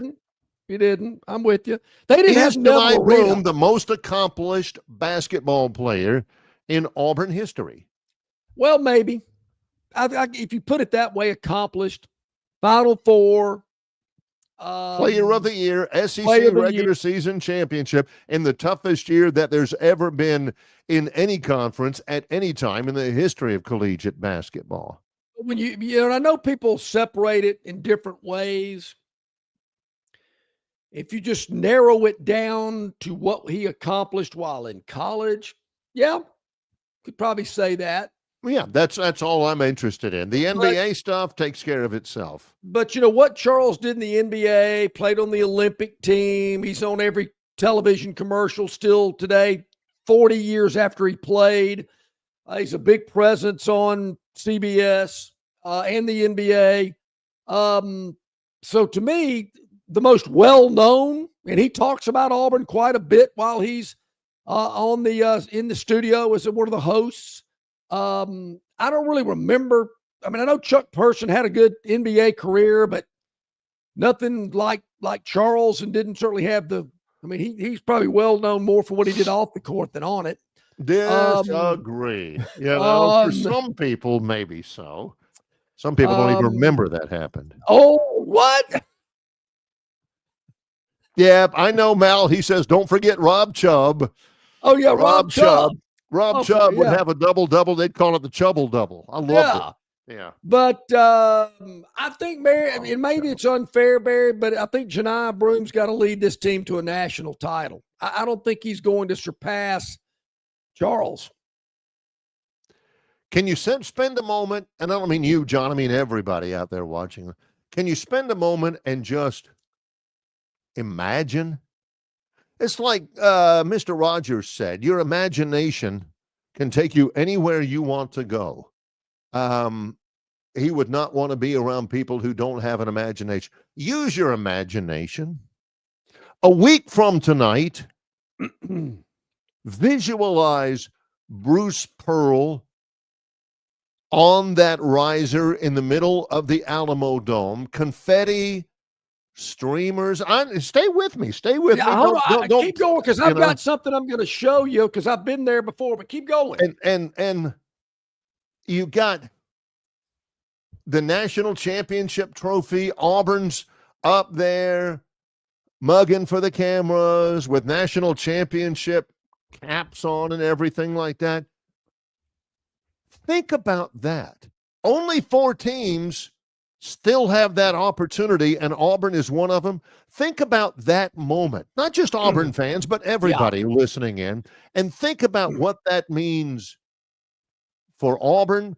Think about what that means for your daily life through the summer and into the fall, and how giddy Auburn fans will be, even if Hugh Freeze stumbles out of the gate. Oh, and just what it would be like in your daily life around the state of Alabama, with Auburn being the national champions of NCAA Division I men's basketball. Well, I don't know if Gurn can pan out enough. We'll see. And Barry, come on, give the equestrian you got your team little iPad. You can give the equestrian team a little love. I mean, they've won that. They got a parade. Yeah. They rolled Toomer's Corner. When Auburn won the equestrian. But how soon we forget? They rolled it when Auburn won the national championship in swimming and diving. Yeah, before they ran that coach. Isn't it great to be an Auburn Tiger? Anyway, how soon we forget? And you ask me, how will people feel? I remember that feeling, Barry, a mere 15 years ago when we saw this.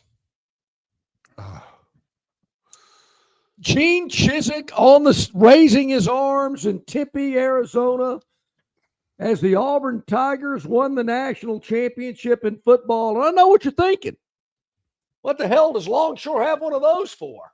Exactly right. And why is that not in his background, along with his bowl footballs and his Sports Illustrated covers? This ball right here is the game ball for that national championship. I did not know that. After all that, and that's been back there for, 150 shows. This is number 150 for us, by the way. This is number 150. That's been behind you the whole time? Yeah. Whoa! I gotta admit, I don't have Barry, any Alabama stuff. Excuse me for leaning around. No, this is fascinating. I had no idea. Of course, I've got one of these too. Actually, I've got 6 of them. Yeah, I could only put one of them on the docket. Rotate them or something. Yeah, I could rotate them around. So remember that feeling from some people who weren't Auburn fans necessarily in 2010. How did you cope? Well, you coped by saying it was tainted, that the quarterback who led them to the national championship was obviously on the take. 180,000 was a buzzword number that people used and everything. You got to do what you got to do to cope. But how do you cope with this one? Well, it's just basketball. We win one in football, and then we'll talk again, and and all this kind of stuff. Just visualize what that would. I mean, you're telling me that like. People were saying that's the best $180,000 Auburn could have ever spent. Were people actually saying that?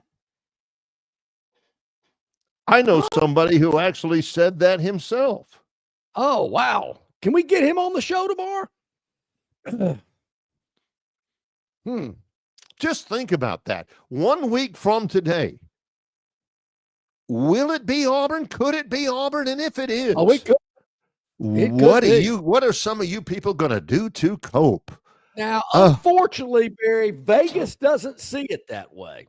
But sometimes you just got to, buck the trends and do what you think's best. And do I think Auburn people that I know that like to wager on sporting events, are they going to take Auburn plus the points? You better believe they are. Absolutely. Hey, love is love, business is business. Yeah. So, yeah. That's just it. Visualize that for a moment. It's this coming weekend. You got a little time. You got a little wiggle room to think about it, talk about it, decide what you want to do. The Final Four starts with the national semifinals on Saturday at 5:09, Florida versus Auburn. John's already pointed out that Florida is a favorite in that game. The Gators beat Auburn in Auburn, Auburn's first SEC loss. And then Saturday night, Houston versus Duke. That'll be interesting for many reasons besides being in the national semifinal, John.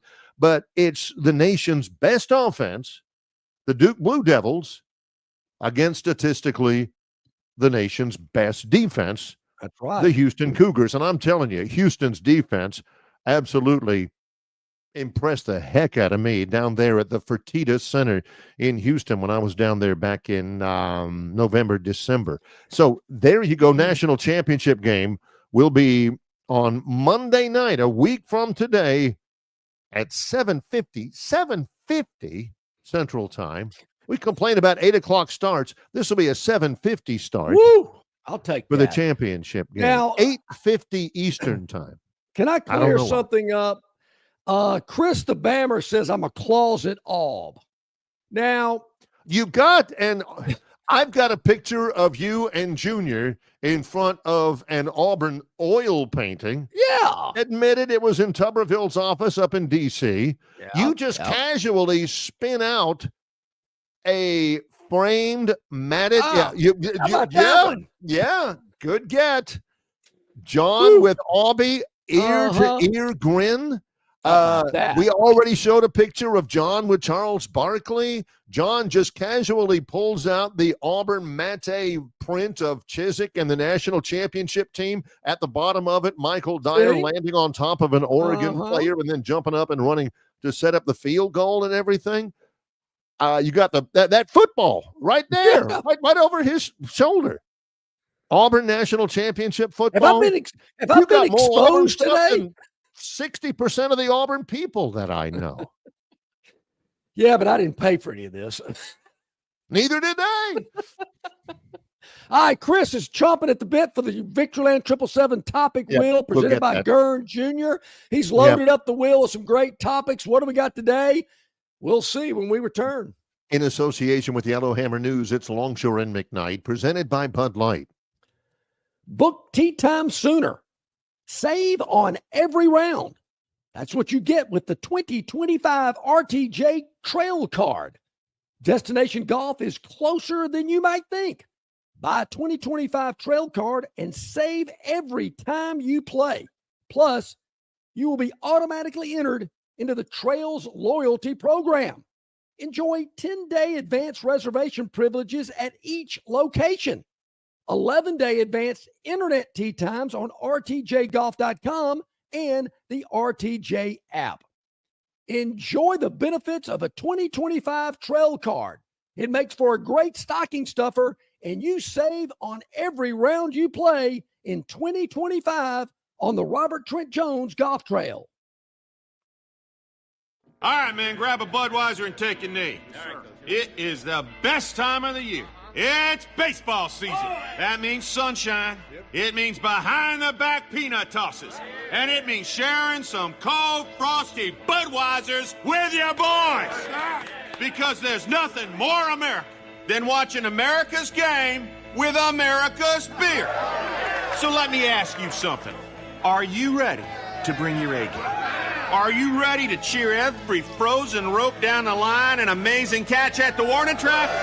Are you ready for pitcher's duels and slugfests? Tell me, are you ready for the thrill of an incredible walk-off victory? I can't hear you. Are you ready for Budweiser and baseball? Then get on your feet, raise an ice-cold Bud, and let's make this season larger than life. Great times await. Grab some Bud! Enjoy responsibly. Budweiser Beer, Anheuser-Busch, St. Louis, Missouri. Don't miss your chance to win big at Victoryland Casino. Play the latest, hottest, most exciting games around with fun bonuses and big jackpots. Don't miss out on your free play. Stop by Player Rewards today and check out this month's exciting free play promotions. Come see why our players keep coming back. You'll have more fun at Victoryland Casino, where you can be a winner too. Victoryland Casino, located off I-85 exit 22, Shorter, Alabama. Must be 21 or older.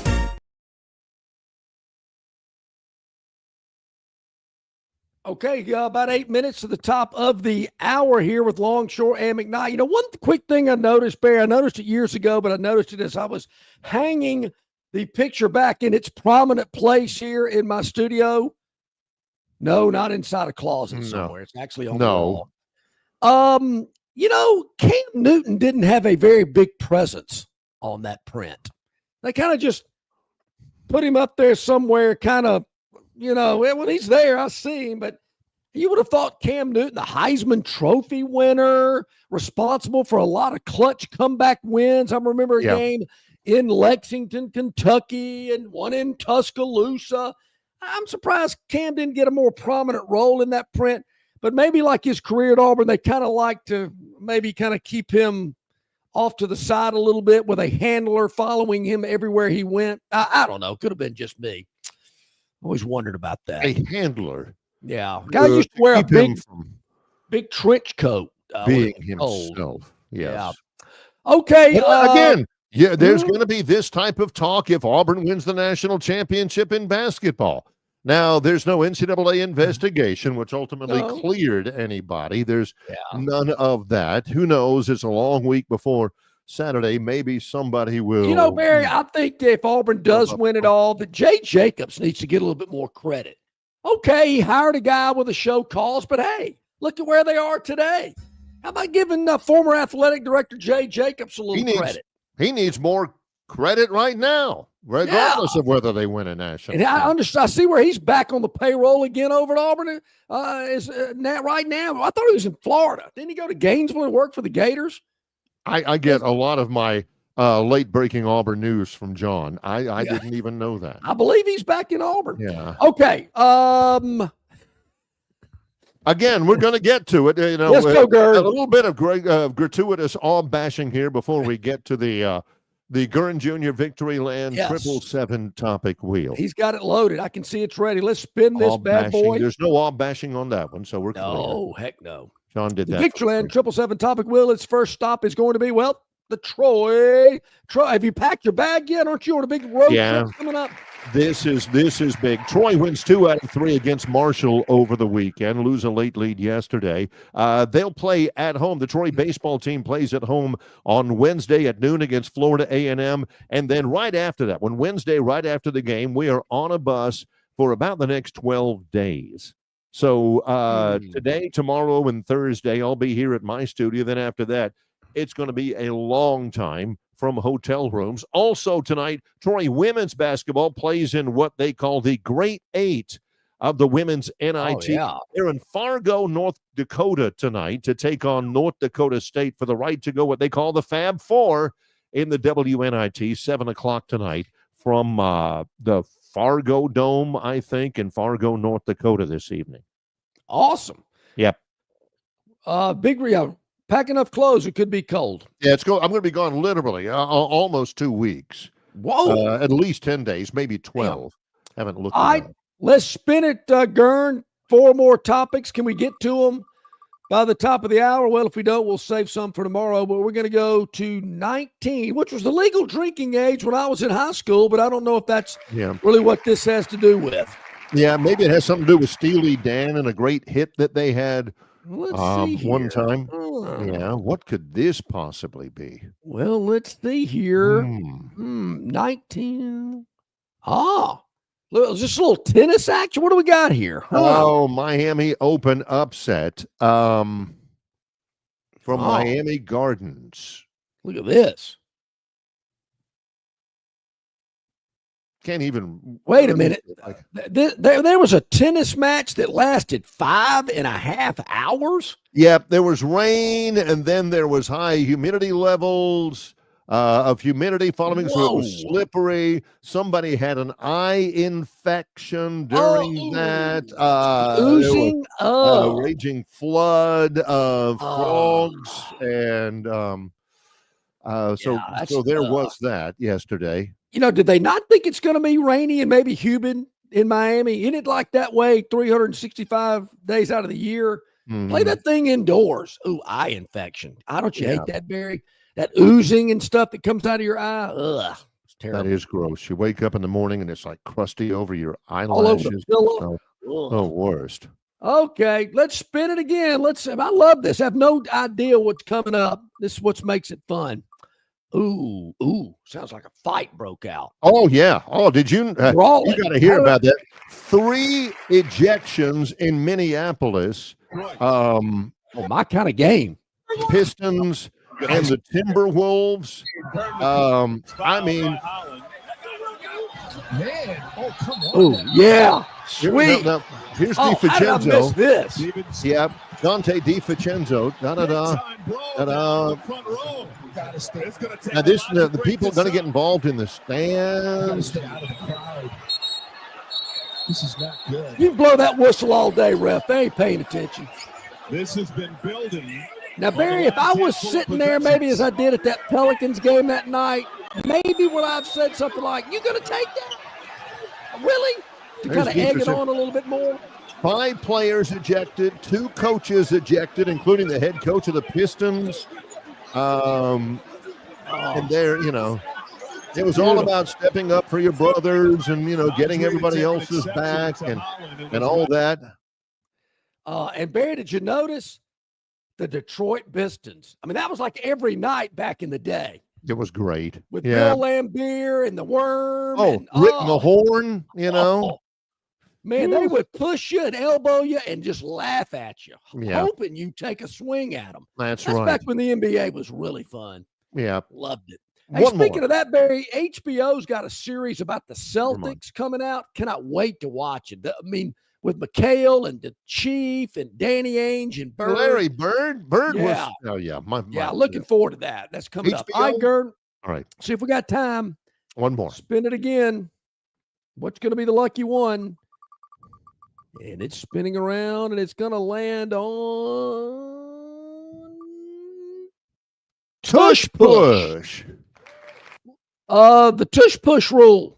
Yes, which has been in effect for a couple of years, where you can aid a ball carrier by pushing him. The Green Bay Packers have proposed to ban the Tush Push.